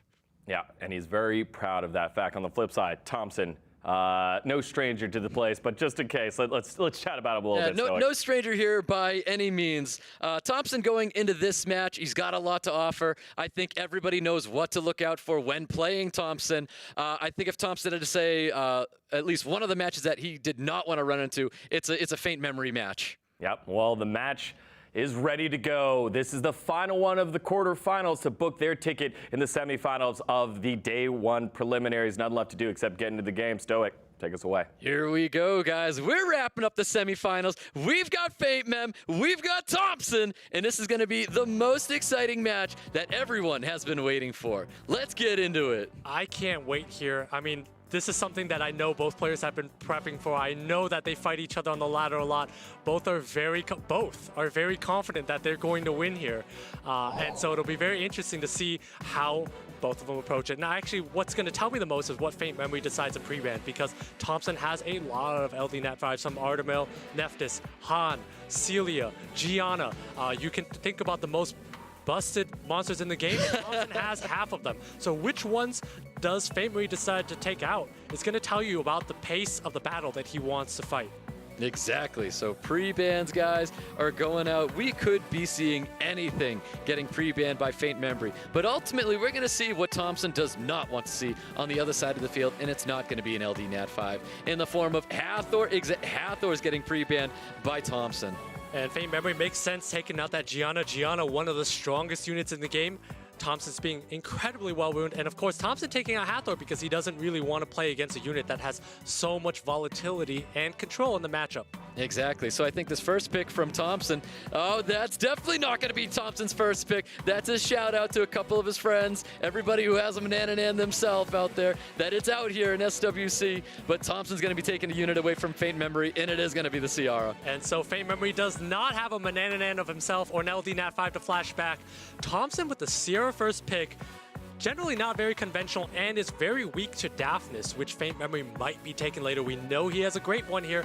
Ciara is stronger with artifacts, so it's an alright first pick, but it does open himself up to a lot of things that FAINTMEMORY can throw his way in terms of Beast Riders, Daphnises, and other fast units. Yep, so THOMPSIN with that CR first pick. FAINTMEMORY with the Fran and Ganymede. Not a bad start for both these two. You really can't decide who's got the better one yet. And here we go, THOMPSIN bringing in Barbara Daphnis. I really like this from THOMPSIN. Very aggressive draft here. THOMPSIN, usually you would expect some sort of CC control here, but at the same time, this is damage straight to the face here. Barbara and Daphnis are going to be very fast. Either can threaten kills off the bat, and then Ciara with a lot of bombs. So FAINTMEMORY needs to respond with some sort of damage. And again, you see that Vanessa because he knows he needs a speed lead to be able to contest with these units, so that when he locks in his last pick, he's not gridlocked. Ooh, and we see a Leica coming out of FAINTMEMORY. I'm surprised to see a Leica being drafted by him. I am very surprised as well. This tells me his preliminary ban is going to be on the Barbara here, if he's going to be doing that, because Barbara does take care of Leica very well. But at the same time, Leica only takes about 30% per hit, right, on his passive. So Leica, I know FAINTMEMORY likes to run very aggressive units. This is going to be a very hard-hitting Leica. Yep, it is. Thompson looking at a Vigor right now. And I was going to say, there's no way we're not going to see an LD Nat 5 coming out of him. He brings the Neftis. So Thompson is telling us that he's likely going to be taking out the Fran, and Faint Memory responding with a Blution. What we call a Blution is a blue Lucian. It does bombs, and this is a newly buffed Water Joker. This is an exciting first match between Thompson and Faint Memory. Bans are going out, and Thompson doesn't want to see that surprise unit. If he catches him off guard, it's probably going to get banned. Thompson not wanting to deal with the Sion here, but we're going to see Daphnis go on to this Vanessa. We'll see if Faint Memory's Vanessa survives this Daphnis, and that's going to tell us a lot. That is right, and here we go, guys. We've got round one with Faint Memory and Thompson. Let's get into it. That's a very fast Daphnis. Moves in front of the Ganymede, which I know is very fast. He's going to open with Hellfire on the Vanessa. Yep, Hellfire's coming out onto Vanessa with a defense break, not finishing off that Vanessa. That is a very tanky Vanessa. Super tanky Vanessa, and Faint Memory is able to get immunity up from the Fran here, so if he's able to stabilize, he's going to be in a good spot. Leica's going to take out Daphnis next, by the way, as well. Yep, you can see the Ventilate going back onto Fran. Want to make sure that he has his immunity and attack buffs up to protect him from that Curse of the Beautiful that is currently sitting on top of this Neftis. And I know that this Vigor's rune on CD, so we're likely going to see a trade Daphnis for a Vigor here. Vigor chooses not to skill 3 on the Vanessa. Very weird choice. Ooh, but Ciara able to pummel in a little bit of damage on top of that defense broken Vanessa. Vanessa able to shake the defense break, gaining an additional turn here. Big Justice coming out of the attack buffed Leica, aiming up for Ciara and dropping Ciara with a Justice. Huge move there, and actually great choice by Faint Memory not to take the Daphnis out because skill 3 is already blown. Does trade that Vanessa at the end of the day here, but that's giant damage from the Leica. It is huge damage coming from that Leica. I think the next unit of focus might be Vigor going after this Leica. Leica able to heal itself up. Yeah, and we're going to see here that Vigor is going to need to do damage onto this Leica. It's going to depend on how much HP this Leica is going to get back. And Fran looking to sustain that Leica, get a nice heal going on here. Yeah, and we see here that choosing to go for the attack break onto the Daphnis instead. Yeah, and again, this is I kind of like Faint Memory's side here. If Thompson is not able to string together enough damage, this could be tough to come back from. And Neftis with the silent and attack break on top of Ganymede gets the additional turn as well with a little bit of poke damage coming towards this Leica. Is that going to be enough damage to finish off Leica? Not by any means. Massive first skill damage on top of Daphnis. That's a lot of damage coming out onto that Daphnis, and that Leica again is at full health here. Yep, and there you have it. Faint Memory taking a controlling lead in this first match. And this Leica just needs to down Neftis next because Ganny and Fran take care of Vigor. So once Faint Memory downs the Neftis, he will be up 0-1. Yep, that is correct. You see a skill 2 coming out of Vigor, trying to get a little bit of anti-crit sustain going on here. Going to see a first skill silence happening on top of this Ganymede. It's just not going to be enough. Definitely not going to be enough, and he's also got a glancing on him, so he's not going to be even do enough damage to this Leica here. This Vigor really has not done much the entire game. It really has, and going for a third skill gets the additional turn as well. I don't know, it is not going to be enough to drop this Leica. Nice additional turn coming from Fran. Yeah, even with the proc from the Vigor does not do enough to take out that Leica. That Leica with that skill 2 is going to pop the Neftis, and it's going to be over. Ooh, Ganymede with a little bit of poke damage on that Vigor gets the additional turn as well for the reset on top of Vigor as well. Dumping attack bars onto that Neftis. Massive Justice damage comes out, finishes off that Vigor just like that. Just like that, that Vigor goes down. Thompson's got 1 unit to 3. It is over. Thompson should be taking his time as the seasoned veteran to take his time and figure out what he should do the next match. And Thompson does. He does this in every SWC. You see him take all the time that he can. He really likes to drown that bar out. Didn't do it that time, but he really likes to take his time to go into the next match. Faint Memory taking round 1 away from Thompson. What a match there. I think the key there was Vanessa being so tanky that not only did it survive that Hellfire, but was able to survive Hellfire and a couple of shots afterwards. Well, another key unit was Leica. Leica with massive Justice damage, even on that first turn, choosing not to just obliterate a Daphnis, but to obliterate another unit. All right, well, we'll see how Thompson adjusts. We know that Faint Memory cannot pre-ban the Gianna, so that's something Thompson will have. And I actually anticipate in this matchup, Faint Memory is going to go for a more speedy lineup here because Thompson's Gianna is well known to be unviolent, and that's generally how it gets exploited. Thompson knows that too and does have speed units in the back pocket. We'll see how this tug of war works. Yep, there's Daphnis getting pre-banned by Thompson. Neftis getting pre-banned by Fran. Very smart pre-bans for Faint Memory. I think Nephthys and Gianna are the two units that are scary from Thompson's side because Thompson does use a lot of AoE strip. Thompson taking out Daphnis knowing that Faint Memory has invested a lot of runes in it and it is very threatening in the draft. Yep, there you go. Faint Memory with the first pick of the Hathor. Obviously splitting these units. You want to see them on one side. So Hathor getting drafted by Faint Memory. We're probably going to be seeing a Ganymede being drafted by Thompson. I think it's going to be a Sierra Ganymede. Thompson really likes that Sierra Gianna combo. We saw him first pick a Sierra last time. And he can't let Faint Memory take that Ganny Hathor combo. So it's going to be a Sierra Ganny, and we're going to see Faint Memory probably respond with some sort of, oh, interesting. Ooh, very interesting. I like seeing the change here. So the Ganny Chiwu coming out for Thompson. Faint Memory very quick to snag that CR away from him.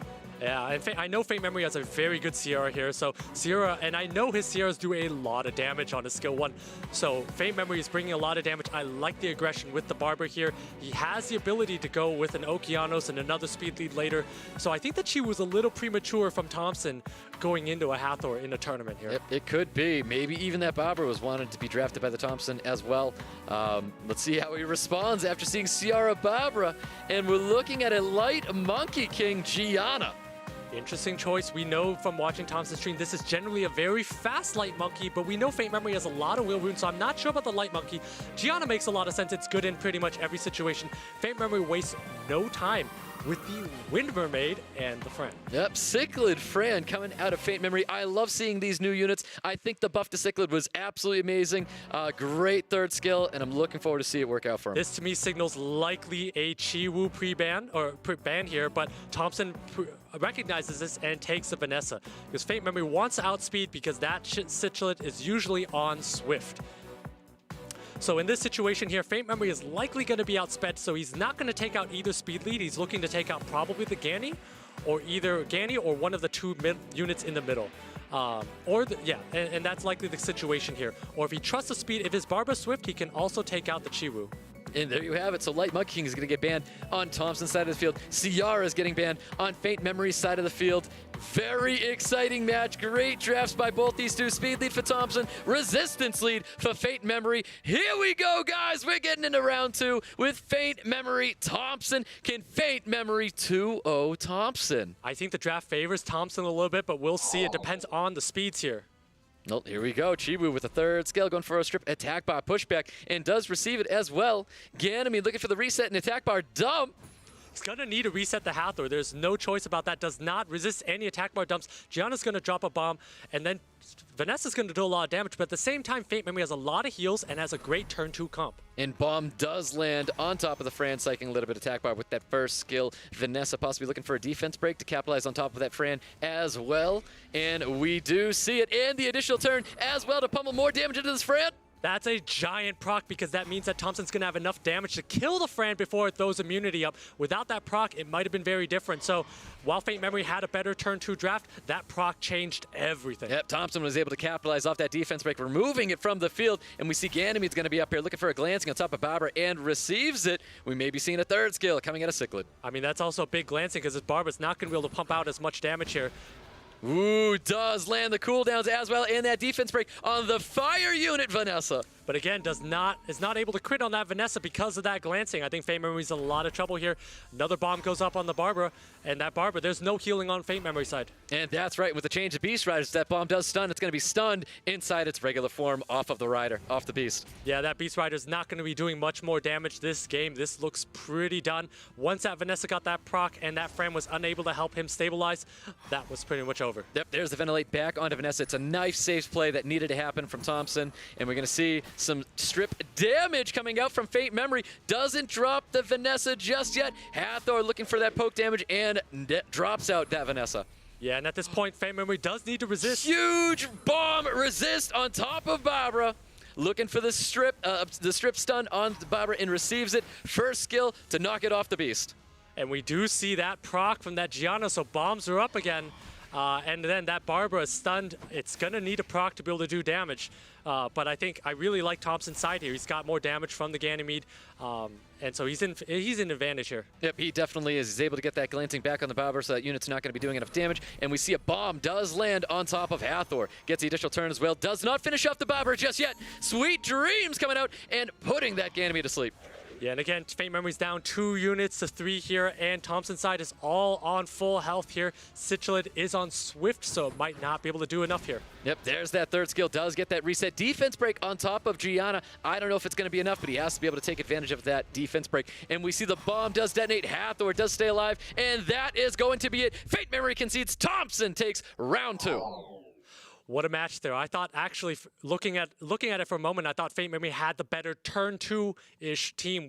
Once that Fran stabilizes, Faint Memory is going to tee off. But unfortunately for Faint Memory, unfortunately for Thompson, that Fran got procced on by Vanessa, and that was enough damage to push it down to 0 and out of the game. That was definitely the turn tides right there, is when that Fran was able to drop so quick in that match. Thompson, victor, round 2. We're going into a game 3 with an extremely exciting match. Thompson, Faint Memory. And we're going to see the same pre-ban from Faint Memory. He's going to take out that Gianna early. We're going to see if Thompson adjusts. We know in match 1 he took Sierra first, and I think that was a little bit of a liability, but we'll see if he sticks to that game plan. Yep, there's the Daphnis, and the Nephthys getting pre-banned from the last match. I think we're going to see a similar ban to that first match going into this one here. Yep, does take out that Hathor. Faint Memory does take out that Gianna. So we'll see if Thompson decides to favor the Sierra again, or if Thompson's going to decide that perhaps a Ganymede works a little bit better here. Yep, first pick for Thompson. Does he choose to steal a unit away from Faint Memory? Goes with that CR pick. Sierra's fine as well. I mean, Faint Memory has a very good Sierra. Chose not to go after Ganymede and actually took the Fran and Daphnis, which makes a lot of sense because Ganymede does not do anything into those 2 units if they're on will. Yep, Faint Memory, Fran, Daphnis, Thompson looking to respond. And I would be very surprised not to see a Barbara laid down. I think Barbara's a pick here. I would like to see an Okeanos, but I know that Thompson does not like Okeanos. You called it. There's the Barbara. There is the Chiwu. Great combination. We see it a lot together. Faint Memory responding with a speed lead, Vanessa. And if I'm Faint Memory, I see 2 speed leads from my opponent's side here. I'm looking to A, threaten the speed, B, looking out to take out that middle unit, that Barbara.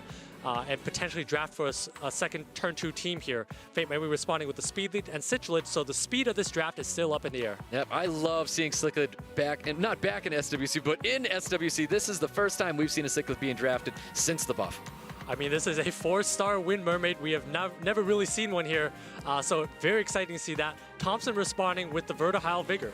Yep, Vertihile Vigor. It's a very fast team coming from Thompson. A lot of attack bar is going to be gained if that Vertihile does make it through. Faint Mem looking to respond with this last pick, showing a Beast Rider himself. He drafts in a Savannah. Yeah, interesting choice here with Thompson going with the Vigor, already knowing that Citrus on the field. Citrus pretty good against Vigor, so generally you don't want to take a unit where you already have a stronger unit on your opponent's side into it. Faint Memory responding with the Savannah, telling us that once he gets this, he might not even need to ban this Chiwu. Once that Savannah goes online, it's going to be a lot of damage. Well, this is an extremely important match. They really had to think about their bans, and there you have it. Chiwu getting banned on Thompson's side of the field. Vanessa getting banned on Faint Memory's side of the field. Speed leads for both teams, but it looks like Thompson's got the quicker lead. We're going into round 3 with Faint Memory Thompson to wrap up our semifinals. Here we go, guys. And Citro takes first turn. We know it's a very fast Citro, so it's going to be able to get onto the Barbara. But no defense break. No defense break, but I think that's okay because he has Savannah next. So Barbara can't really do very much at the moment. Yep, just a little bit of poke damage going down to Daphnis. Daphnis missing the defense break strip onto the Ciara. Ciara is still going to remain on the field. That's a giant miss because if he was able to eliminate Sierra, that's one less unit to deal with, and we know Sierra's very well wounded from Thompson. Ooh, Predator's Cry coming out, healing up that Ciara, getting the anti-crit speed buff out there, looking for a defense break onto that Daphnis, and does receive it. I mean, that's a very big turn of events. Not only does he buff his team with speed buff, also procs into skill 3. Highly lucky by Thompson here. Yep, does plant the bomb, detonates that bomb right away onto the Daphnis, removing that unit from the field, putting Faint Memory at a 1-unit deficit. Interesting choice to get rid of the Daphnis. I would have thought about the Slitcher just because Daphnis has already blown skill 3. Either way, though, taking out a unit is always okay. Yep, Fran buffing up, getting sustained, getting those attack buffs on his team, looking to pummel in some massive damage, possibly onto the CR. No, goes right for that Barbara.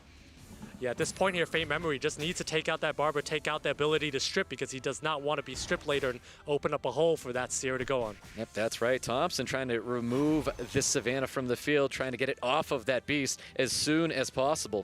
Yeah, but all these units are going to move in front of Savannah here. So Savannah's going to turn into that, get off the Beast Rider. It's not going to be able to use skill 3 soon, and that's why he had to use Air Shield. But again, That's Ooh, he's able to break the shield with the Bobber, gets the additional turn, knocks that Savannah right off the beast, and we're going to see a skill 2 coming out for Thompson to get his speed buffs up and a little bit of sustain. Yeah, at this point here, Thompson just autos it down. The artifacts add a lot of damage onto Vertihile and Ciara, so this is pretty much it for Faint Memory on this one. It really is. It's heavily favoring Thompson right now. Does land that bomb. Fran's able to cleanse that thing up. Faint Memory needs anything he can get his hands onto. More additional turns is what Faint Memory is asking for right now. More additional turns. I don't know if Faint Memory could even win if all of a sudden every unit could proc. And there it is. Faint Memory is going to concede. Thompson is going to be taking round 3 and moving forward in the semifinals. What a match there. We saw Cichlit a lot, but unfortunately it wasn't able to win the match there. And what actually happened there was that Daphnis missed on that Ciara. Yep. Had that Daphnis connected, that would have been a different story. And also that Vigor was able to proc and then go into boost the team and then go into a skill 3 and do damage onto the Daphnis, which is pretty lucky by Thompson, pretty huge. Degon, what do you think? Dude, just right off the top there, when you're looking at the Game 1 draft, you touched on it, the Ciara first, that's what Thompson's been doing all season. That was his most picked unit. So I think it was great preparation by Faint Memory, who had something ready. Plus, the Water Joker coming out, it kind of threw Thompson off, so you knew it was going to draw that ban, which then led to the Leica popping off. That was exciting to see Leica just go one after the other. What were your thoughts of that first game, right? I mean, I thought Faint Memory rode the line of aggression and then healing his team back very well. That Leica was almost dead several times, but was just tanky enough to survive and just so much damage. Popped off that Ciara with no defense break off the bat. Yep, Leica's a personal favorite unit of mine. My #1 unit in my first, my second Nat 5 ever pulled. I loved Leica in that draft. It really worked out for him, and it showed. Massive justice damage, especially attack buff, and he was able to move off of a unit where he could have removed adapters from the field. He removes the other unit from the field. Faint Memory cleanly won that match. Right, yeah. Faint Memory took Game 1, but Thompson showing the championship caliber that he holds to come back and win 2-1, and he will book his ticket into the semifinals, and he'll be going up against that young upstart in HEVES. The Canadian will be the final block against Thompson for their shot at America's Cup. And again, double elimination, which means any player that has lost so far will have another opportunity to get their crack at it next weekend. All right, the quarterfinals are done. Semifinals are locked in, but we're going to take a short break. But we do have a little bit of a code here for you. Pop that one right in there. Come on in, summon. So come on, summon, and you get yourself 100 energy and 50 summoning zones. Come on, summon, right? That's how you guys say that? That's how you'd say that? It has nothing to do with sailors.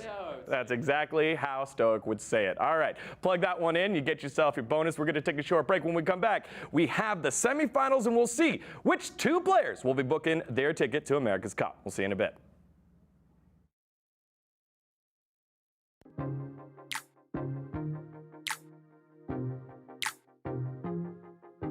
Daniel Degon Gonzalez. Viewer and inside scoop analysis and discussion. No, right now? Okay, all right.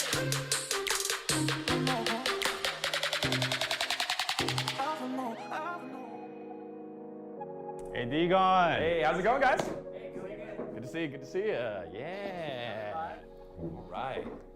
You definitely grinded. You definitely put your work in the past few years. Can you kind of tell us about what you've been involved in? Yeah, I started shoutcasting in 2013.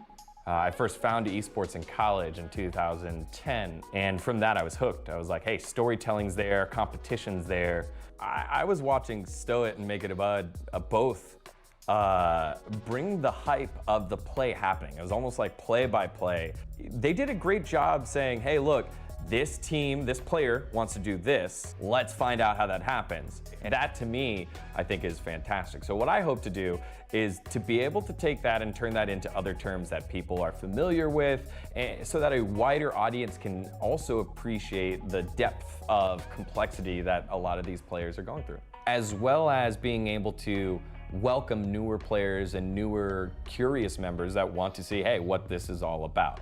If I'm able to do that, then I feel like I did a good job.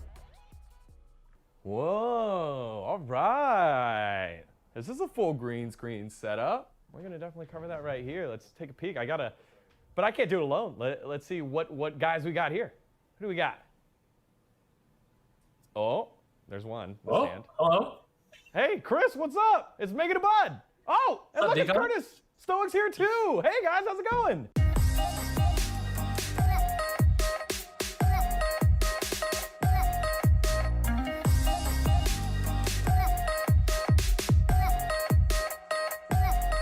You know what? I'm super excited to be working with you guys because I got to watch you last year during the whole process, getting to see you in that beautiful arena and then over in Paris. And I very much enjoyed your breakdown, your analysis. It was very, very fun to watch you set expectations of what these insanely talented players were doing and then break down the action as it was going through. I'm just super excited to get to do this with you guys. Yeah, I mean, that was probably one of my favorite parts of it, just being able to take a really complex game, break it down so that more players can understand what's going on, because these players are the top in the world. There's a lot that goes into it. So being able to simplify that and bring it to life is something that was incredibly rewarding, and I'm happy to be able to do that again.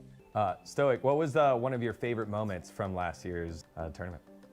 Ooh, easily America's Cup, the final match. You know, it's exciting seeing both those two players going at it. You know, knowing both those two players very, very well, especially in this game. And what do you want to get out of this year's show, like personally, right? Obviously, we want to see great matches, but what do you want to see out of your growth in SWC 2020, the performance? That's a deep question, man. Yeah, man. I mean, you're here. What I want to get, kind of just an extension of last year, where just being able to bring this experience to a lot of players, whether they're new or existing, and show them again a more entertaining way of how this game can be fun, how it can be strategic. And I think given that Artifacts, a huge part of the game was released, it's shifted a lot. So you're going to see a lot more possibilities and a lot more of what could be possible. And I think just being able to share that passion for the game, as well as just the intricacies that are there, I think would be great. Curtis, last year was both of your first years doing the broadcast. What was something that you thought was going to be difficult going into it, and then you found out, oh, actually, this is pretty good. I can't wait to do it again next year? I don't think I found anything very difficult. More excited. Like, I couldn't wait to do this again. Like, even after last year had ended, I was just like, how do we fast forward to next year's tournament already? It was too much fun. It really was. Way too much fun. What I get out of SWC is the ability to tell this story and the story of the matches. And I like to think of it almost like a radio show. You know, you're going up there and, like, even though people may not be watching, but I want to get people in their seats and I want to get people engaged. So I think it's important to project my thoughts on how the match is going, but in the most colorful, entertaining way possible. Yeah, this is the fascinating thing to me, building this show and building this broadcast together. You guys as an established duo already, and then throwing me in there to set you guys up the best that I can, because you're the wealth of information. You are the trusted voices of the competitive side of things, and that's all I want to help try to do for you guys. So any of your tips and tricks that you had last year and anything I can do to help out, I'm super excited to get on into it.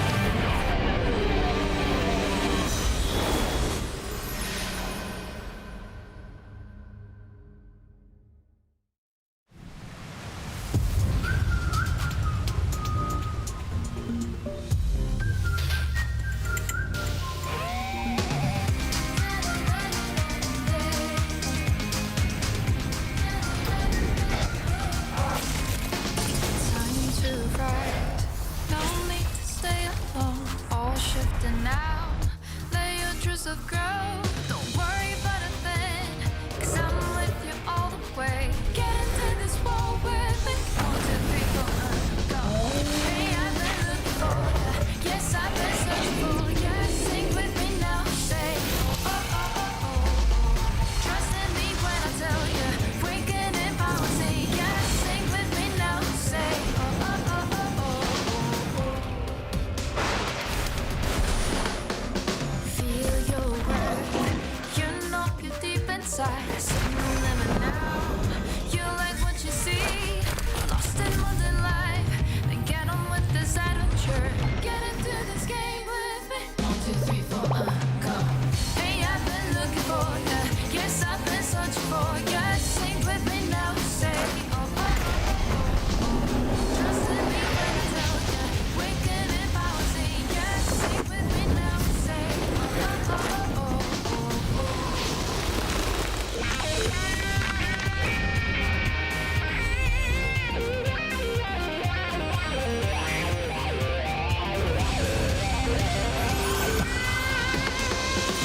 Hey, I've been looking for ya. Yes, I've been searching for ya. Sing with me now. Say, oh, oh, oh, oh, oh. Trust in me when I tell ya. Waking in power, say yes. Sing with me now. Say, oh, oh, oh, oh, oh, oh.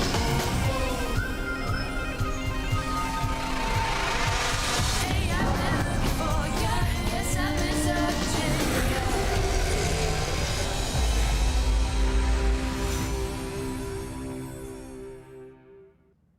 Hello, everyone, and welcome back to the SWC 2020 America's Cup Preliminaries, day number 1. I'm Daniel Digon Gonzalez, bringing you the action that was the quarterfinals. Again, not alone, experts on the desk. It's like they haven't even skipped a beat. It's Stoic and Make It a Bud. Guys, that was one heck of a first opening couple of matches, wasn't it? I mean, that was incredible. We got to see Blue Lucian. Unfortunately, it was banned.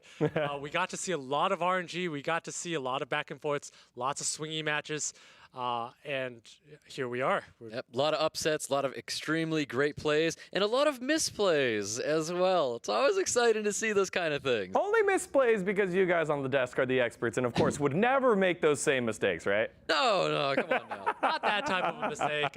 Not that type of mistake. But generally, we've seen some great plays. I mean, FAINTMEMORY THOMPSIN came down to RNG, right? The procs doing a lot of damage. FAINTMEMORY having to ride that line between dying Fran or not very closely, and took a proc to kill it. Right, and imagine what it would have been like if Thompson would have lost in that first round. Well, you don't actually have to, because we've got the overview for you right here. Not here, but there. Bam! It is a double elimination bracket here for the preliminaries. It was the top 16 players selected from World Arena Season 12 and 13.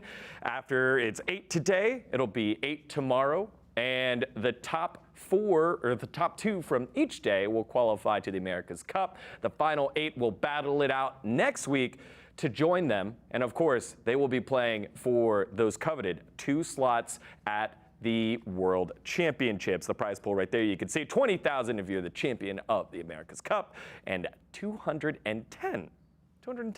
The extra $10,000 there for you if you win the World Finals. Man, so what a tournament it has been so far. Tree and RAIGEKI will be our first match. HEVES and THOMPSIN.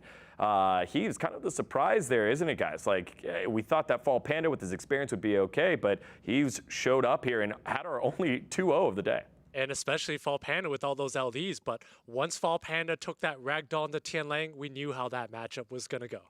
All right, let's take a look at this top side of the bracket matchup. It's RAIGEKI and Tree. Tree, not as easy as we thought it would be as he walked through THOMPSIN. It was a 2-1, but was able to get the job done. RAIGEKI, that was a slobber knocker against TOPAV. It was a battle of attrition. Both these guys deserve their spot here, don't they, Stoic? Yep, they definitely do. And I think RAIGEKI had a feeling he was going to be playing Tree up here, and he's definitely prepared for it. I know RAIGEKI's definitely prepared for Tree. Yeah, and I know RAIGEKI will be over-preparing in his head, will be kind of panicking a little bit, but he's got a very solid lineup between that Daphnis, that Fran, that Oberon.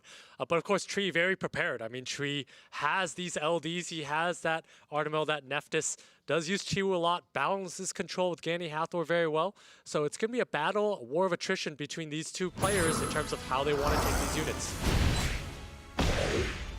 You can see the highlights here from their first several matchups. Tree was able to tackle it and take care of business here. Interesting, in both of these series, they both had Gani Hather type wins that took care of business.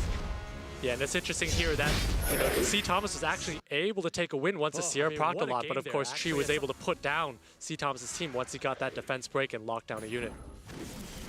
Yeah, this was that first match there with RAIGEKI and TOPAV. RAIGEKI really taking it to TOPAV in this one here.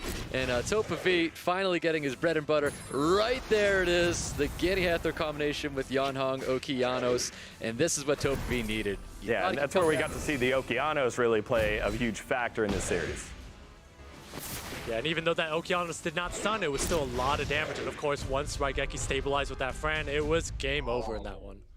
All right, well, there you have it. A little bit of the highlights from both of those players' matchups. And we're getting very, very close for this pick and ban. Again, Tree, the veteran, this should be the expected win here for him. Isn't it, guys? I would say if I was a betting man, yes. But at the same time, anything can happen. It is RTA. That is correct. Anything can happen. We all know what RNG is, and it is a cruel mistress.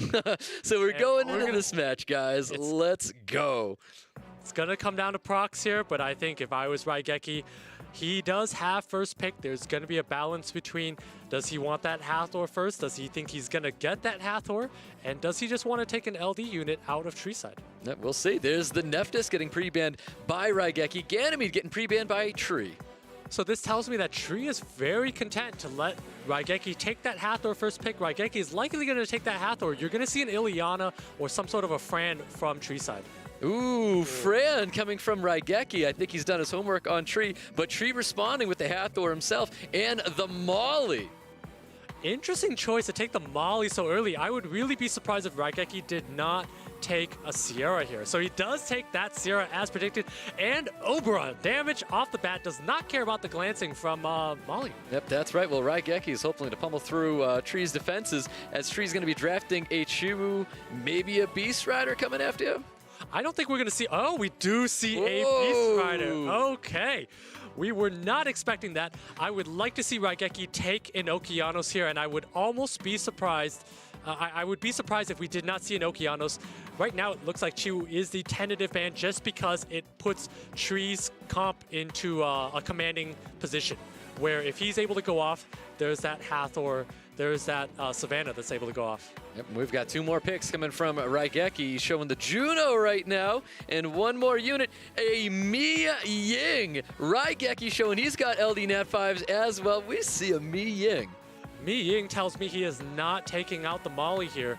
RAIGEKI is also likely not going to, actually probably pretty content to ban out that 5th unit, but if he does so, he's going to lose that Oberon early. So we'll see what he goes with, but I really like that Juno pick here. Juno pick very solid into whatever Tree's presenting, because Tree cannot do enough burst damage onto Juno. Yep, well, RAIGEKI has a very aggressive draft. Tree responding with Ada. I don't know if that's going to be enough. There's defense breaks, there's ignore defense here, there's bombs. There's a lot of things prepared for this Ada. Yeah, and if he's taking the Arda here, he's telling us he's either banning Mi Ying or planning to control it for the entire match, which I'm not sure if that's possible to control this Mi Ying given the fact that there's a Fran here. Chooses not to, takes out the Oberon instead. Yeah, Oberon getting banned out here, and then we have Chiwu getting banned on Tree's side of the field. Well, all right, guys, we're going in. We've got round 1 with Tree and RAIGEKI. Let's get into it. All right, so we see that RAIGEKI's Fran's actually outspeeding Tree's entire team here. Yep, outspeeding for sure. Savannah looking to pummel in some damage on the Ciara as a unit of choice. And at the same time here, this Mi Ying resists that sleep, which is giant here. Huge resist, but Ciara's looking to plant a bomb. Nobody has immunity. Bomb gets resisted on top of Savannah, cycling a little bit of attack bar, gaining another additional turn, cycling more attack bar, and Ada pummeling a lot of damage in on top of Ciara. And again, Tree doesn't have a defense breaker coming up soon. You see that Sierra's moving in front of that Savannah, so at the same time, RAIGEKI's gonna be able to pick this Sierra up. There's a lot of damage that Mi Ying's gonna be able to pump out. Great Despair Stun on top of that Mi Ying. Once again, a defense break being resisted by the Savannah, but a Despair Stun coming out from the Juno. Bomb is getting planted on top of Savannah. I don't think he has to detonate this because the Molly's second skill's already been used. Yeah, and actually this Sierra is almost down here, but Fran's able to pick it up, but it's under a lot of pressure. This Savannah might be going down soon. If Ooh, Juno looking for some RNG despair stuns. Get that despair stun on top of Ada. Hathor looking to dump attack bars to put everybody to sleep here. And there you go. You see it here. 2-turn sleeps on everybody, but a resist sleep on top of the Mi Ying. Bomb does detonate, and we have the Savannah getting dropped off the mount. We're going to see an attack break going out on top of that Mi Ying. That attack break is actually very important to have on Mi Ying. Yeah, and at the same time, this Savannah is very squishy now. RAIGEKI's picking up his team well. Tree does not have burst at the moment. That's his problem right now. Yep, beautiful despair stun on top of that Juno, but Juno's going to heal up a little bit because of it, trying to pummel in as much damage on top of that Mi Ying as possible. Hoping for another despair stun on Savannah, trying to drop that unit, not receiving it yet. Yeah, and again, this Savannah does need a crit and proc every single time here because Tree does not have defense break. That's not enough damage. No damage, no burst from no defense break. Hathor does not have skill 3 for a long time. Yep, does not. Goes with that skill 2 sleep onto the Fran. And we're going to see Mi Ying using that second skill. A little bit of sustain for RAIGEKI's side of the field as well. A little bit of poke damage happening on top of that CR, but Fran gets that additional turn, looking for an attack break or to reduce the attack bar. Savannah. Missing that attack break is huge because if Savannah's able to take a turn, it has a chance to come back. Oof. Trying to get rid of that Savannah. Savannah's looking real low. Here comes the damage on Savannah, and it's not enough. Not enough damage, and actually does not crit here, does not proc here, so Sierra does take that out. Sierra is taking enough to survive a couple shots from Artemel, so RAIGEKI in a really good spot here. He's in a very good spot, getting those additional turns, trying to get those defense breaks onto Ada. Ada is resisting those defense breaks, but Tree is trying to remove the CR from the field, but RAIGEKI's got the sustain. Yeah, at this point here, RAIGEKI has more damage. He's got a defense break, more heals. Tree doesn't have burst. He doesn't really have much. This game is over. RAIGEKI's got this one. I'm not sure I really like the Molly draft in this one. I think he needed something more solid than a Molly pick here. Bomb does try to go out onto the Ada. Ada does resist it. And I think at the same time, it's that Artemel has not done much this entire match here. RAIGEKI has so much damage. He's able to take care of this right now. Tree has not been able to take care of anything with no burst here, and it's really showing that that's why RAIGEKI is going to take this match. Yep, that's right. So big defense break, finishing off that Molly right there with the Mi Ying. Once again, sustained back onto CR. CR has these bombs. RAIGEKI has those defense breaks. He can do away with this Ada. Tree is already thinking about the next match. Tree should be thinking about the next match and what he should have picked instead, because in this situation, there's nothing he can do. He's taking his time, throwing down that skill 3 delayed promise here, really dragging this out because it's really over. This Juno and this Sierra, it's going to be too much. That was a lot of damage going on to this Mi Ying, but the Mi Ying still stands tall, gets that defense break onto the Hathor, finishes it off there, and Juno. And that is going to be it. RAIGEKI taking round 1 away from Tree. What a game by RAIGEKI. Very well drafted. I really like how he composed that with the Mi Ying. I don't think we've ever seen a Mi Ying yet. And we saw that. And somehow Tree still took the Artemel into it. Yeah, he still surprising. took the Ada. I mean, knowing that CR, he was going to let the CR through, knowing that he was going to let that Mi Ying through, those are bombs, ignoring the defense. That's defense break on top of Ada, trying to limit that damage. Those are all strong tools that RAIGEKI had against him. Yeah, so we'll see what happens in this draft to see what kind of adjustments Tree decides to make. He is down 0-1. And if anyone knows how to come back, it's Tree. He's been to all kinds of world finals, so we'll see what he decides to take out. Decides to pre-ban the Mi Ying. Pre-bans the Mi Ying, and RAIGEKI is going to pre-ban this Hathor. I'm sorry, not Hathor. It is a Hathor. So at the same time here, Tree has decided that he's taken out the Mi Ying. RAIGEKI is taken out the Hathor, does not want to face the Hathor from Tree's side because, you know, Tree does have Ileana. It's going to be able to recycle cooldowns a lot. RAIGEKI goes with that Sierra Fran. It's Tree once again coming back to Molly. I don't know how I feel about this Molly with Tree. I think Tree should be drafting much more aggressive. I know he can. I do not like that Molly pick, especially when a Sierra is already on the board. I do like that Ileana a lot. Tree going with that Terra needs to answer the Molong Oberon, but at the same time, Molong, I think Tree's underestimating this combination because Oberon also does have a ventilate back onto the Molong and onto Sierra for more bombs or ventilating onto Fran.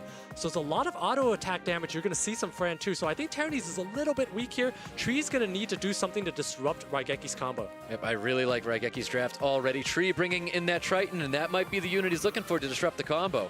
So if RAIGEKI were to take out the Tyrannese and then go with a full sustain comp with maybe an Elucia or something, Tree has no damage. We're going to be in for a long game, and RAIGEKI has a lot of bursts. I really think that's a weakness in Tree's draft. Right now, he lacks damage. He does have a Gani. not it's a Gandhi Triton, so that's a lot of damage missing. Yep, and we've seen this combination before, Harmony and Molong. Tree, he's got a match ahead of himself here. Bans are out, Ganymede's gonna be banned, CR is gonna be banned. Takes out the Ganymede, makes sense as well. Does not want to face the RNG from Prox and a lot of Ventilates here. Tree lacking, very light on damage. We'll see if Ricky's going to be able to stabilize. Yep, we'll see it. I mean, I think Ricky's got the draft here, but we're going into round 2 with RAIGEKI and Tree. Can we get an upset and RAIGEKI get the 2-0 on Tree? Yeah, we know that Tree's going to go straight for this Oberon here. Tree's also going to need to land a lot of those silences from the Triton here, so the key one is to see if it gets it on the Harmonia. And he gets it on everybody. Silence lands on everyone with the skill 2 of Triton. And Fran looking for an attack break or attack bar pushback on that Ileana. And that proc is huge because that Fran is able to heal next turn here, and there's nothing that Tree can do about it, so he needs to take out this Oberon right now while that Harmonia is silenced up. Goes to Force of Living, so that means he's going to be putting a soul protection on himself, defense buffing his team, making sure his team is a little tanky. And I think it might be a little premature to put that soul protection on himself because now Ricky can just go after a different unit that is not Tyrannese, and there's nothing much that Tree can do about it. Yep, chose to get that glancing on a Tyrannese, making sure that Wild Blow does not hit hard. We get the cleanse coming up from Molly in an additional turn as well. Actually, Tree's going to do a lot of damage with this defense buffed Tyrannese here, so we'll see how well built this Oberon is because that's what Tree's going to be looking for to be able to stabilize and come and win this game here. Yep, you can tell Tree's trying to really focus down Oberon. That the HP is getting a little low, but we get an additional turn coming out of this Harmonia. Harmonia probably looking to heal up and cleanse that Oberon. Oberon primed and ready. That is a giant heal because if there was any doubt about that Oberon being able to survive, that doubt is gone now. This Oberon is also going to be able to nuke a target out, but decides not to do so just yet. Yeah, it chooses not to use any cooldowns at all, just getting that glancing to make sure the Tyrannese isn't going to be dealing a lot of damage here. Ileana buffing up and gaining that additional turn as well. Can push up that Windruid. Windruid looking at a Wild Blow with a defense buff still and deals massive damage to that Oberon. Massive damage, but that's all the damage he has right now, and Oberon is not low enough. He's going to throw up skill 3, and we know Oberon's skill 3 is still up, so RAIGEKI is now going to snipe out a unit, and that's going to be the end of this one. Yep, you can see Harmonia going for that skill 3, trying to lower that HP as much as possible on top of that Molly. We do have that skill 3 still available on both Molong and the Oberon. We get the Reckless Assault going out on Molly, and Molly's the only form of sustain here.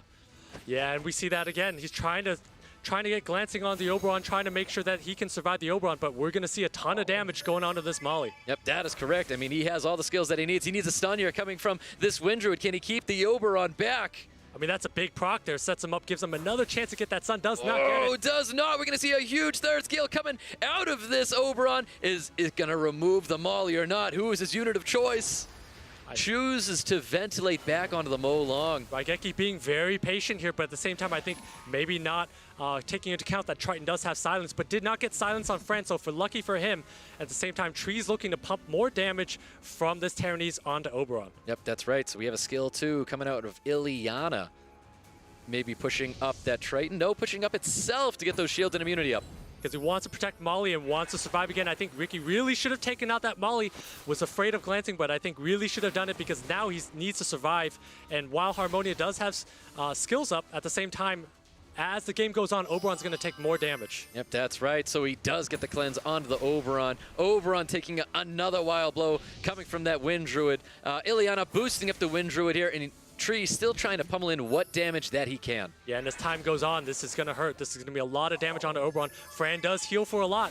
Massive heal from Fran right onto that Oberon. We're going to see some glancing not apply to this Oberon. And we're going to see a double snipe coming out from RAIGEKI. That's what he's going for right now. The Oberon onto the Tyrannese, into Molong, onto the Tyrannese, and that's his win condition. And there it is, 41k onto the Wind Druid. Wind Druid's going to revive back due to the passive and massive healing coming from that Molly. But if he chooses to throw a shield on Tyrannese, I don't know if Molong has enough. I'm not sure if this was the right moment to blow his skills. Ooh, Triton with the attack bar pushback onto the Molong, but Fran's going to be here to get the attack buffs, healing up his team to full. Is the Reckless Assault going to be enough? Looking for the strip, and hopefully a Violent Proc and not receiving it. Stun on top of Ileana.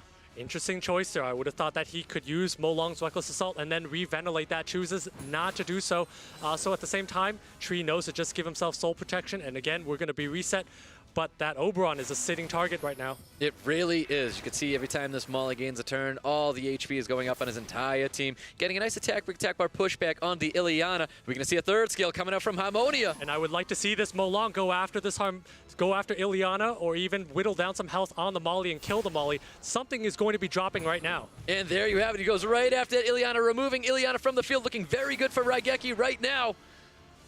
Yeah, and there's going to be a lot of damage coming out from Terranese. Terranese does not have the ability to revive for a while. No, he does not. Goes for a wild blow. Oberon handled it very, very well. Fran fully healing up that Oberon, and Molly gaining some additional turns here, throwing up a nice shield onto Triton. Wow, and then you're going to see skill 3 coming out from Harmonia, and it's going to do some damage on a Molly, and we're going to see that Molly is the next target of choice. Ooh, the sweeping waves needed to land on everybody. Did not get the silence on top of Mo Long. Unit of choice is still going to be the Molly. Gets that defense break as well. Fran trying to pummel in damage. Gets rid of that Molly. Huge damage. And there you have it, RAIGEKI with the 2-0 on Tree. Holy cow. We did not expect to see that. We've seen RAIGEKI before. We know he's a good player. But that's Tree. He just took out the rank 7 player for both seasons, former legend in World Arena, in a 2-0 fashion, very convincing. What a weight off of RAIGEKI's shoulders, knowing that he just took down Tree, a 2-0 Tree. Dagon, that was a huge match. Oh, yeah, absolutely. And again, the historic kind of pressure now is being put onto Tree. He's not out for his bid to join everyone else at the America's Cup, but now he's in the losers bracket. No more losses can be taken for him. And congratulations to RAIGEKI being the first player to book his ticket to the America's Cup. That was insane. And you guys called it, that game 2 was going to be a war of attrition. There was a lot of healing. There wasn't a lot of damage. What do you think is going through Tree's mind by picking a draft that was clearly lacking a lot of damage throughout it?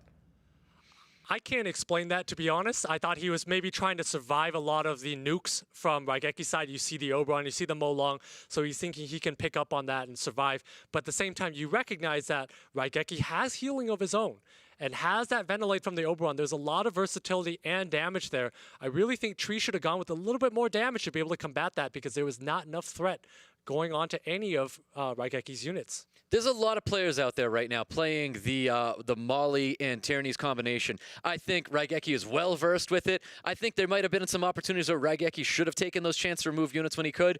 He didn't, but it worked out in the end. I know Tree is a more aggressive player. He has more units. He has great rune quality, and I was kind of expecting a stronger, more aggressive draft coming out of Tree. And showing Terranese Molly, it's like you're just ready for a long fight, and I don't think that should be the game Tree's trying to play. Yeah, one more shout out in terms of units. Mi Ying coming out, being so impactful in game number 1 that it's banned in pre-ban phase 2 in game 2. That just, to me, I think speaks volumes to the preparation that RAIGEKI put into the tournament and how uncomfortable it made Tree feel, didn't it? Yeah, I mean, if you look at both games, there's a very consistent pattern of Tree just not bringing in enough damage, right? Not enough burst. And Ricky in both drafts, RAIGEKI had a lot of damage from Ciaras, from Mi Yings, from Oberons, Mo Longs. Just a lot of threat paired with enough healing. Tree with a lot of support, but that's something that you generally will work on the ladder, but not work in a tournament because the runes are much closer together. Right, and again, congratulations to RAIGEKI to booking his ticket to the America's Cup. As we move on and see our bracket, his name's right there. Bam. See, I got it right this time. RAIGEKI moving on forward, but that leaves one more spot for today. It's the final match of the day. It's HEVES against Thompson. We just saw one big upset. Could another one possibly happen? HEVES has it on the cards. Guys, what do you think? I mean, if you have to ask me, I'll say it once and I'll say it again. I think Thompson's always favored. He is last year's runner-up. You can never discredit that. Last year's world number 2, I think he has the tournament experience, the box, the depth, the runes. I mean, he has everything he needs to put this together.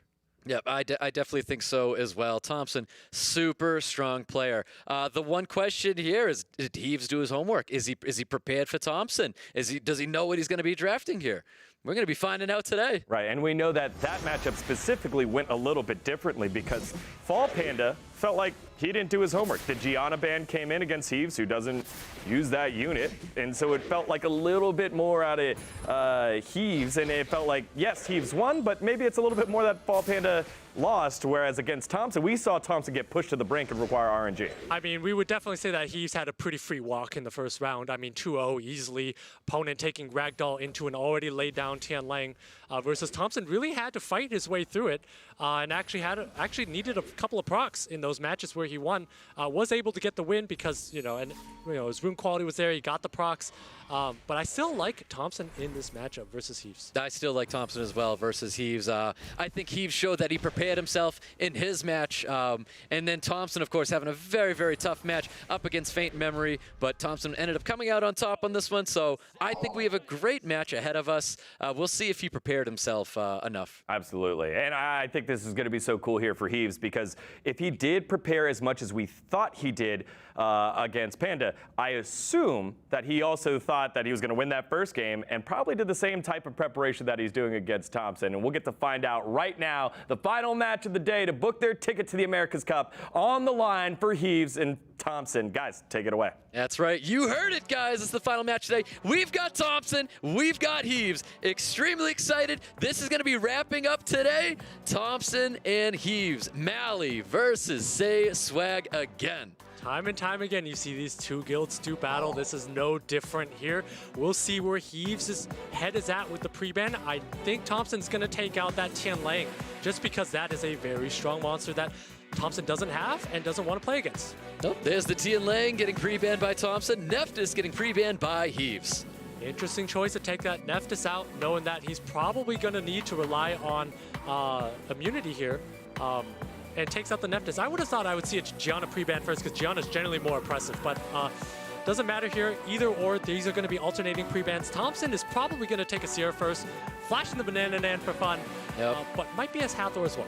He's flashing that Banana Nan, showing that hello to his fellow friends who also have that Banana Nan as well. It's his connection to some of those buddies out there. Hathor getting first pick from Thompson. HEVES flashing some LD Nat 5s to his fellow Isis and Kraka users. I know, and all of them flashing generally what we call useless LD Nat 5s that are not very strong, not very present in the meta.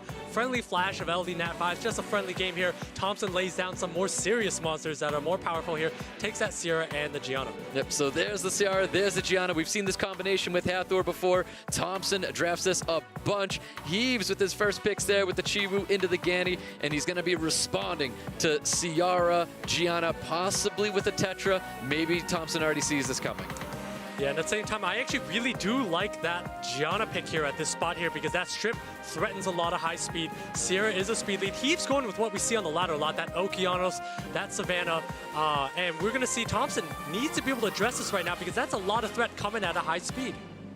Yep, here Thompson's going to be wrapping up his draft here. He's got 2 more picks after seeing an Okeanos and a Savannah. Now, we're not seeing a Tetra or any form of, like, sustain or immunity. We might be seeing a ban on maybe Gianna, possibly the CR, but Thompson's going to take advantage of that. Thompson needs a second speed lead. Kind of goes for a pseudo speed lead here. We know that Light Monkey King is very fast. He's trying to catch HEVES off will on his speed units. So that's Thompson's plan here. We'll see what HEVES decides to do, but I actually think HEVES needs a second speed lead to be able to compete with Thompson if he wants to carry through with the strategy. Yeah, Thompson's showing a lot of threat right now where HEVES cannot protect him from Hathor, can't protect him through Ciara, can't protect through Gianna, can't protect him through this Light Monkey King. Can HEVES draft this last unit? Going to be Juno? I've seen this before. I don't know if Juno is going to be enough to survive with all that oppressive units that Thompson has. Yeah, but again, HEVES understands here that he's going to go for a second pick team here. He's likely going to let through Light Monkey and Fran and Hathor probably.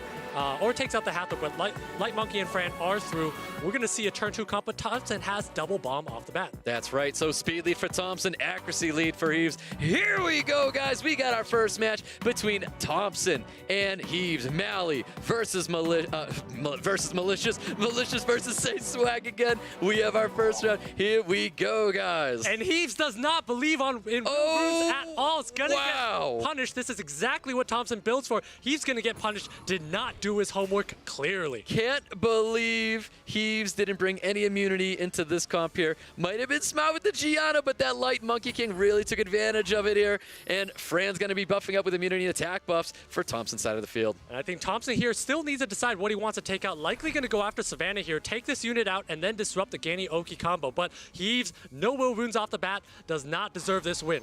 And there it is. Bomb does get planted on Savannah. Savannah's in a lot of trouble right now. He could double bomb, or he might place it somewhere else. He puts it right onto that sleeping Ganymede.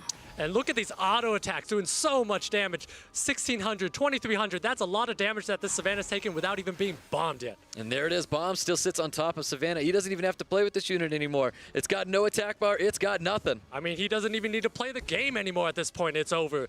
That's how far gone it is right now. Heves is basically stunned up, bombed up. There's more bombs coming on the way. It's a lot of firepower, and I think Heves should basically just quit out soon. And here we go. Thompson poking away at this Juno. Juno not receiving the attack buff, which he needs to sustain a little bit.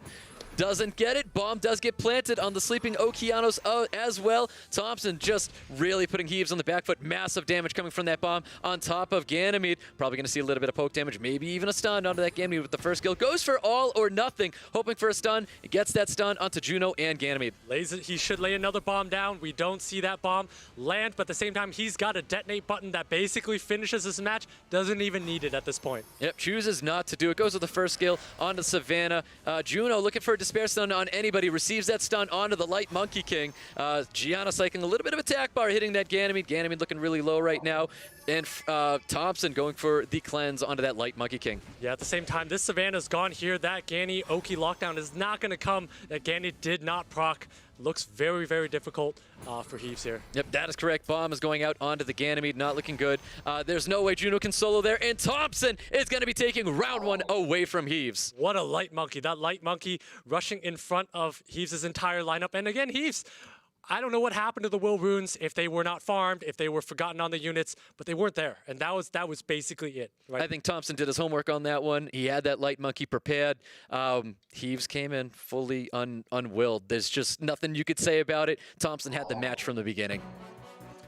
All right, so in this situation here, Thompson does not have the ability to pre-ban the Tian Lang. So we'll see what he decides to pre-ban. We know Heves is going to pre-ban the Gianna. He absolutely should pre-ban that unit, but we'll see. We also know that Thompson may not want to fight, you know, a Hathor, may not want, there we go, a Hathor. So Hathor and Gianna pre-bans makes a lot of sense here, and knowing that Heves has first pick, and he's a Savannah Chiwu user, I think Ganny is usually the first pick that comes out of such a lineup. Yep, that's right. Well, we have Heves taking the first pick in this round. I mean, how many more units are off Will? Hopefully he has some units on Will this time around. Heves going with a Fran first pick. We've seen a lot of Frans over units. Ganny first picks, which is quite interesting here. But again, knowing that there's no Gianna from Thompson's side, Fran becomes a lot better. I would be very surprised not to see a Sierra coming out from Thompson at the very least. And I would think it's probably Sierra Ganny responding to this. Sierra being very good as an auto attacker. Barbara being very aggressive, actually. Also a good pick because it's very difficult to punish a Barber. Yep, that's right. Sierra Barber coming in for Thompson. Heves is going to have to respond after seeing those two units. We get the Ganny, we get the Vanessa. We have to threaten speed here because Thompson has laid down his own speed, and Barber's also a high-speed unit, so you can't ever give up the speed battle this early on here. Thompson needs to think about if he wants to continue the speed battle, how should he do it? Is it going to be with the Triton? Is it going to be with a Okeanos, or is he going to go slower? Maybe a Juno here, or maybe something else that's a fun unit.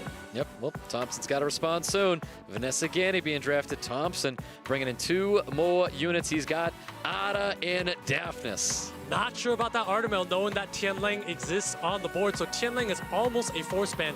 You know that this Artemil will not be banned this match here. So I'm really unsure about this Artemil pick.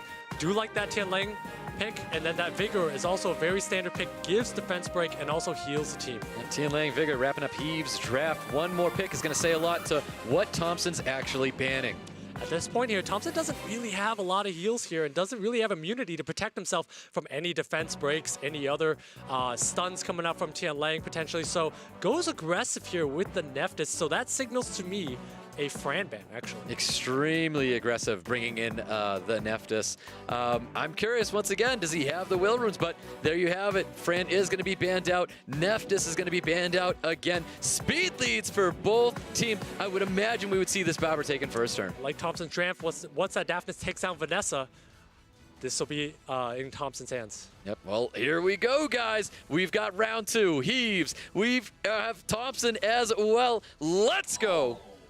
And Daphnis taking first turn in front of the Barber. That's a very fast Daphnis. But once again, there's only one unit on Will. Does not get the strip defense break on top of the Vanessa. How much damage are you going to see? Not a ton of damage, but there is just a little bit of sustain on Heves' side of the field. That is a giant miss, but at the same time, if he strips Sierra, can land a bomb and then finish the job on this Vanessa. Well, Tian Lang's got a lot of work to put in here, only receiving one stun on top of Ada. Yeah, and again, this Ganymede does have skill 3, but Sierra has will. So Sierra's going to be able to drop the bomb on Vanessa and make this a 3-4. Yep, there you have it. Goes for the reset onto the Barbara. Dumps attack bar. Ciara's still going to be up here. Heaves healing up with that second skill coming from Bigger. Bomb does plant on the Vanessa. Does he choose to detonate it off? And he does. It does not finish off the Vanessa. Gets the additional turn. Finishes off the Vanessa now. What a huge proc. That proc allowed Thompson to finish off that Vanessa. Otherwise, Heaves was going to stabilize. So that's a huge proc. At the same time, there is a defense break on this Sierra. And a despair stun coming from that Tian Lang as well. Trying to capitalize on that. Getting additional turns. Trying to pummel this Ciara out of this match. And Tian Lang does it with that second skill. I actually think Heaves is in a really good spot here. This Artemail is going to feed this Tian Lang over and over, and defense break is going to do a lot of work. Heaves needs to kill this Barbara. First decides to go for the glancing, but needs to take out this Barbara. Yep, does another defense break despair stun coming from Tian Lang onto the Daphnis, and we see that sustain coming out from Heaves with that Vigor skill 2. Yeah, so Heaves actually playing patiently. Another despair defense break from Tian Lang onto Ada this time. Yeah, and Heaves, with the defense break, so many defense breaks, taking out this Arda. This Arda really hasn't done very much this game at all. No, Ada may have been the mispick. Like you said, you weren't happy about seeing it before. Finally, a despair stun coming Thompson's way on top of Tian Lang. Ganymede dumping the attack bars as well. Yeah, at this point here, Thompson, again, we know he likes to take his time, likes to think about the match here, regather himself here. It's going to be 1-1 soon, but you still have one more game. Yep, Heaves taking full control in this match, totally doing away with Thompson's units right now. Tian Lang getting all these despair stunts throughout this match, and Heaves is taking round 2 away from Thompson. What a game there. I really did not like that Artemail pick because it didn't bring much to the table, and you knew Heaves had a Tian Lang in the back pocket. It's not pre-banned, it's out in the table. So and Tian Lang was extremely impactful throughout that entire match. Plenty of despair stuns, plenty of defense breaks, super impressive, gaining so much attack power due to Ada. yeah, and at the same time, Thompson even had that proc early on to auto with that Sierra onto Vanessa. Had he not had that, it would have looked even more one-sided. So I think Thompson just needs to pre-ban the Tian Lang, and a lot of problems will be solved here. Well, we're going into a match 3 with Thompson and Heaves, and I think we are going to see that pre-ban coming out here. Yeah, we're going to see a pre-ban Tian Lang Nephthys very much like Game 1. The only question is, what can Heaves do to pivot, because he lost that Game 1 pretty convincingly. Yep, well, here we go. Last round's pre-bans. Hathor, Gianna. This round's pre-bans, exactly what we thought. Tian Lang getting pre-banned, and Nephthys getting pre-banned by Heaves. We know that Thompson has first pick, and in the first game, he did take Hathor. We know in Fate Memories match, he took Sierra. He favors the Hathor here. Notice the difference between the two. So he's going to take the Hathor here. He's likely going to respond with the Ganny Fran. And there it is. So Hathor for Thompson, Ganny Fran for Heaves. Well caught, well caught. And Thompson here is likely going to lay Gianna, Sierra Gianna. Gianna's not pre-banned. And when you also have that Fran on the table, Gianna becomes much better. I think Heaves should honestly be prepared right now. He should have known this is coming. The Hathor, the Gianna, the Ciara, just like that. And we should be seeing some units coming out that do counter this. And Heaves lays down the Josephine, which means that Hathor is likely going to be led through, or a Gianna at some point, and lays down the Vanessa, so he has a speed lead to be able to still kind of compete with Thompson on speed. Yeah, bans are definitely coming out on either the Hathor or Ciara. Vigor being drafted by Thompson, and taking that away from Heaves. And I think a Barbara would also be a great pick here. Vigor gives him a lot more sustainability over time and allows him to play to his rune advantage. A Vigor Barbara could allow him to checkmate Heaves on draft now. Ooh, we're going to see a brand new unit. The newly buffed Han coming in, hopefully going to be looking real strong. I mean, Han is a recently buffed LD Nat 5 that can basically defense break and kill a target on the spot. Heaves responding with that Triana here, but at the same time, there's a lot of multi-hitters on Thompson's side. I think actually a ban on the Vanessa removes defense break and also puts Thompson in a very commanding spot. It really does. Thompson has a super, super great draft with this Gianna Han combination. It is very powerful. Heaves looking to survive this onslaught of damage and even control coming from Thompson. Heaves not looking super aggressive. So Heaves with that Triana is telling us that he's going to pre-ban that Gianna, and at the same time, Thompson taking out that Vanessa, and it's just going to pile damage into a soft, squishy unit and burst right through that Triana passive. What Heaves has is sustain. That's something Thompson does lack. Thompson has a very aggressive draft. We're going into Game 3, guys. Thompson and Heaves, Mally versus SSA. Let's go and wrap up this day. Here we go. Hathor taking first turn. And again, Heaves, these units do have will runes, so Josephine can't be controlled here, but Ganny can.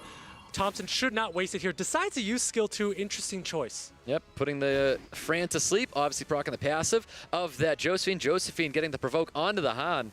Yeah, but even though Han's provoked, it's still going to do a lot of damage onto this Josephine here.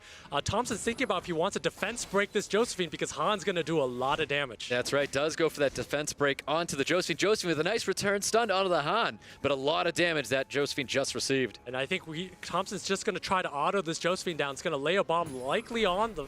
Lays a bomb on the Josephine. Interesting. Very interesting to see that. I think he's going to be skill willing and hopefully not to get stunned back by this Josephine. I think so too. I really would have liked to see that Vigor use skill 2 earlier and allow Thompson to come back on the next turn because now HEVES has some sort of momentum with that Ganny dumping attack bars with skill 3. Yep, resets the Hathor, dumps attack bars, gets the additional turn as well. We're going to see the cleanse coming up from Triana onto that Josephine. Josephine not in danger anymore.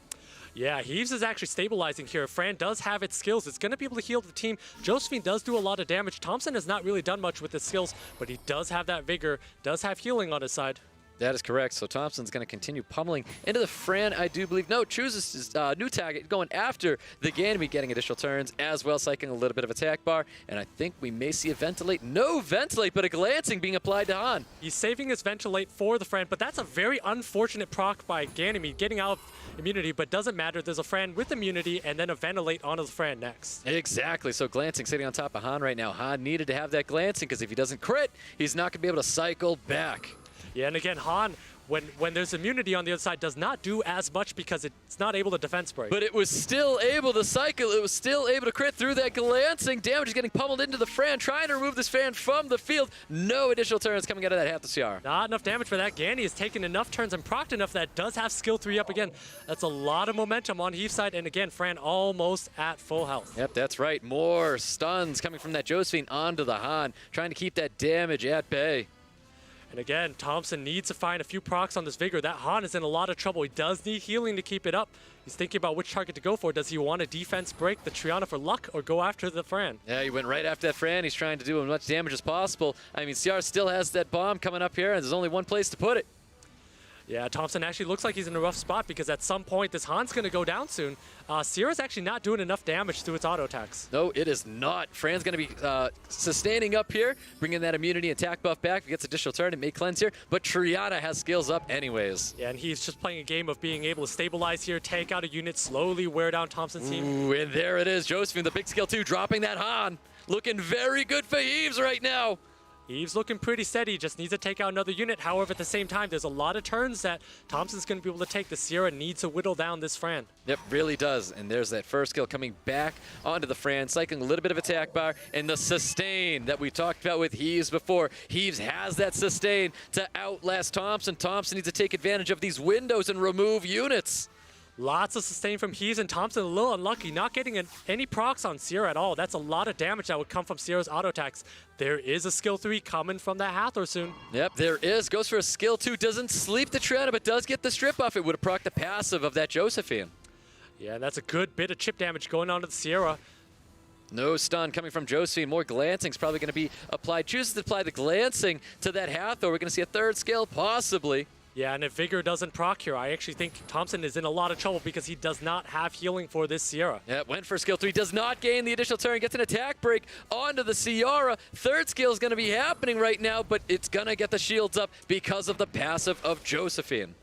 Yeah, so Josephine's able to take a turn here, but again, the Sierra is in danger. Well, the Sierra is very much in danger. He's able to get these additional turns, getting that stun on the Sierra. No provoke is happening onto the Vigor. Vigor needs to go for the skill 2. No additional turns once again is happening. Can he get the attack break onto the Josephine to stop this damage? The attack break would be huge, does not get it. And Josephine's going to be stunning up the Hathor. Looking so good for HEVES right now. Bomb finally lands on Fran. He needs to detonate this, but he's going to be running risk, possibly stunning. I think he needed to detonate it. He needs to start removing units. Josephine stunning things left and right. Yeah, with that Triana passive up, very tough to detonate. Thompson needs to find a way to let the Sierra tee off, and now is not the time yet. May go for some autos and pop that Triana passive now. He's calculating the math, doing it in his head here, seeing if he can auto this Fran right now. And he did. He went for it, but it procced the passive of the Triana. Triana looking to sleep or attack bar pushback on that CR. CR is a unit that needs to get dropped. If the skill 2 does happen, I do believe that Josephine's passive is still up. So So good attack break onto that Josephine here. But again, Ganny with skill 3. It's going to be an attack bar dump. We're going to lose a Fran here, but Sierra's going to be going down. That's right. A lot of damage coming Sierra's way. Sierra does hold on. It's not enough. We're seeing a third skill sitting on top of this Vigor. Who is he going to put it on? He goes right for Josephine. Gets the defense break. Can he get the additional turn? And he does! Huge procs there. Thompson resisted attack bar reset from the Ganymede, so his team was Oh, and he able to stay resists alive. the strip provoke coming from Josephine. Huge turn of events, highly in favor of Thompson there. Able to get the heals onto Sierra, pick up his team, and is Sierra's able to survive a little bit more? Passive's not up on Josephine. Goes to that sleep onto the Josephine as well. First kill coming from Vigor. Can Heaves still outlast Thompson, or is it going to be enough? Well, Thompson needs to keep the Sierra up here. Sierra's hasn't done enough damage. He's just going to be autoing that Sierra down. Yep, there's the Ventilate going back onto Triana, getting that passive up, making sure that stays, having that cleanse, having that... there it is. Josephine dropped the CR and not looking good for Thompson. Thompson just needed a little bit more. I don't know if this is going to be enough. Goes for a shred. Does not get the... He does get the defense break at the end. No additional turn coming from Thompson. But passive is back up on that Triana. It was ventilated. Thompson does not have a multi-hit here, so actually I think this is very much in favor of Heaves at the moment. This is very much in favor of Heaves right now. Hathor needs to do all that it can. No additional turns. Does a sustain even matter for the Vigor? We do not know just yet. Another oppressive stun coming from this Josephine with this strip provoke back onto the Vigor. It is not going to be enough. Ganny getting the reset onto the Hathor. Hathor has no cooldowns whatsoever. Trying for an attack break onto the Ganymede. It is not going to be enough. There's no sustain to save this Vigor. And that is going to be it. Heaves is going to be taking this round away from Thompson, putting Thompson into the loser bracket. Wow, we did not expect this. Han was not able to do very much this match. And again, Thompson's taking his time thinking about it, reflecting on the match. And there you have it. Heaves has taken round 3 away from Thompson. What a match. I did not expect that. I did not expect that on game 3. There was a lot of back and forth. Ultimately, I think Thompson was just under control too much, and that Han was not able to do very much, especially with so much immunity on the other side. I know Josephine can be a great unit in a lot of situations. It was an amazing unit in this situation. It was Dagon. We're done. Yeah, that was insane, and it looked like halfway through that game 3, we were about to see the RNG god himself, Thompson, make a quick prayer and all of a sudden be able to proc his way right back on into that match, but it wasn't meant to be. And the Canadians are the ones that booked their tickets to the America Cup. Congrats to RAIGEKI. Congrats to Heaves getting it done. In that specific match there, the Han, that's the one I want to focus on there because we talked about it recently being buffed, and it died right away, did it? It really had minimal impact. I mean, Han is a unit that does a lot of damage, but with its skill 3 being able to apply defense break and then giving itself attack bar. But if your opponent has immunity up, you're not going to be able to do enough damage. And in that situation, I really would have preferred a different unit that provided a little bit more utility and damage, like maybe a Barbara, something to strip, something with a little bit more RNG, if you will, because Thompson already has enough damage. Yeah, and if you look back over to game number 1, you had the Tian Lang ready for the Artemil, and I was kind of like, is that a draft mistake? Maybe a slight oversight there from Thompson, the world runner-up last year against Heaves, who, again, we said at the very top, one of the top players in North America, earned his way in season 13. I think he's ranked 17th. Was that possibly a draft mistake and oversight there for Thompson? I mean, you saw the timer tick down. So a lot of times when the timer ticks down, maybe he ran out of time. Maybe he was thinking through a lot of different possibilities. You know, I've done it myself. A lot of us have all done it. And sometimes that timer just goes off and you have to pick something. Yeah. Well, sometimes that can be that unit. I mean, it can be super impressive if it works. Every time a unit crits, you have a chance to strip Despair Stun. In that case, I think he just went with an emergency pick, and he just oughta. All right, and with that, that concludes Days 1 coverage. Let's take a look at that bracket one more time. Congratulations to RAIGEKI and Heaves making it on through. When you look at that bracket, you got Tree on the top side, the world's qualifier for the Americas last year. Thompson, the number 2 in the world, according to last year. Neither one of those guys booked their ticket today, but don't worry, they'll have their chance in the Day 3, which means we got Day 2 coming up as we take a look at the Day 2 bracket all over the place. Again, slightly more different matchups here. Maybe not as many of the huge names and maybe the favorites that we thought, but I guess it doesn't matter because we had upsets all over the place. Just quick thoughts. You look at this bracket, who are you most excited about? I'm looking at that Ken Baller J-Mac matchup. I mean, both of them are good friends of mine. Both of them have very different play styles, different boxes. I'm curious to see how they come into interaction with each other. Stoic? I'm gonna change it. I'm gonna actually go for Trocamu and Zafarius. I think Trocamu is gonna come in here like an underdog. I don't think you guys are prepared what he has in store. Yeah, I think for me, I'm looking over there at Dreams Joseph and Igor as the only two non-American or Canadian players in the bracket. You know there's a lot of pride there when South America is involved. All right, guys. Again, thank you so much for tuning in all today. We'll be back at the same time tomorrow. And if you've stuck with us the whole day, we got a little present for you right here at the bottom. Let's take a peek at it. SWC returns 100,000 mana plus 1 mystical scroll. If you're feeling lucky, you can go and pop that one in there. Thank you so much for tuning in again for myself, the casters, and everyone here for the crew. Thank you so much for tuning in. SWC 2020. We'll see you tomorrow for day 2 of the America's Cup Preliminaries.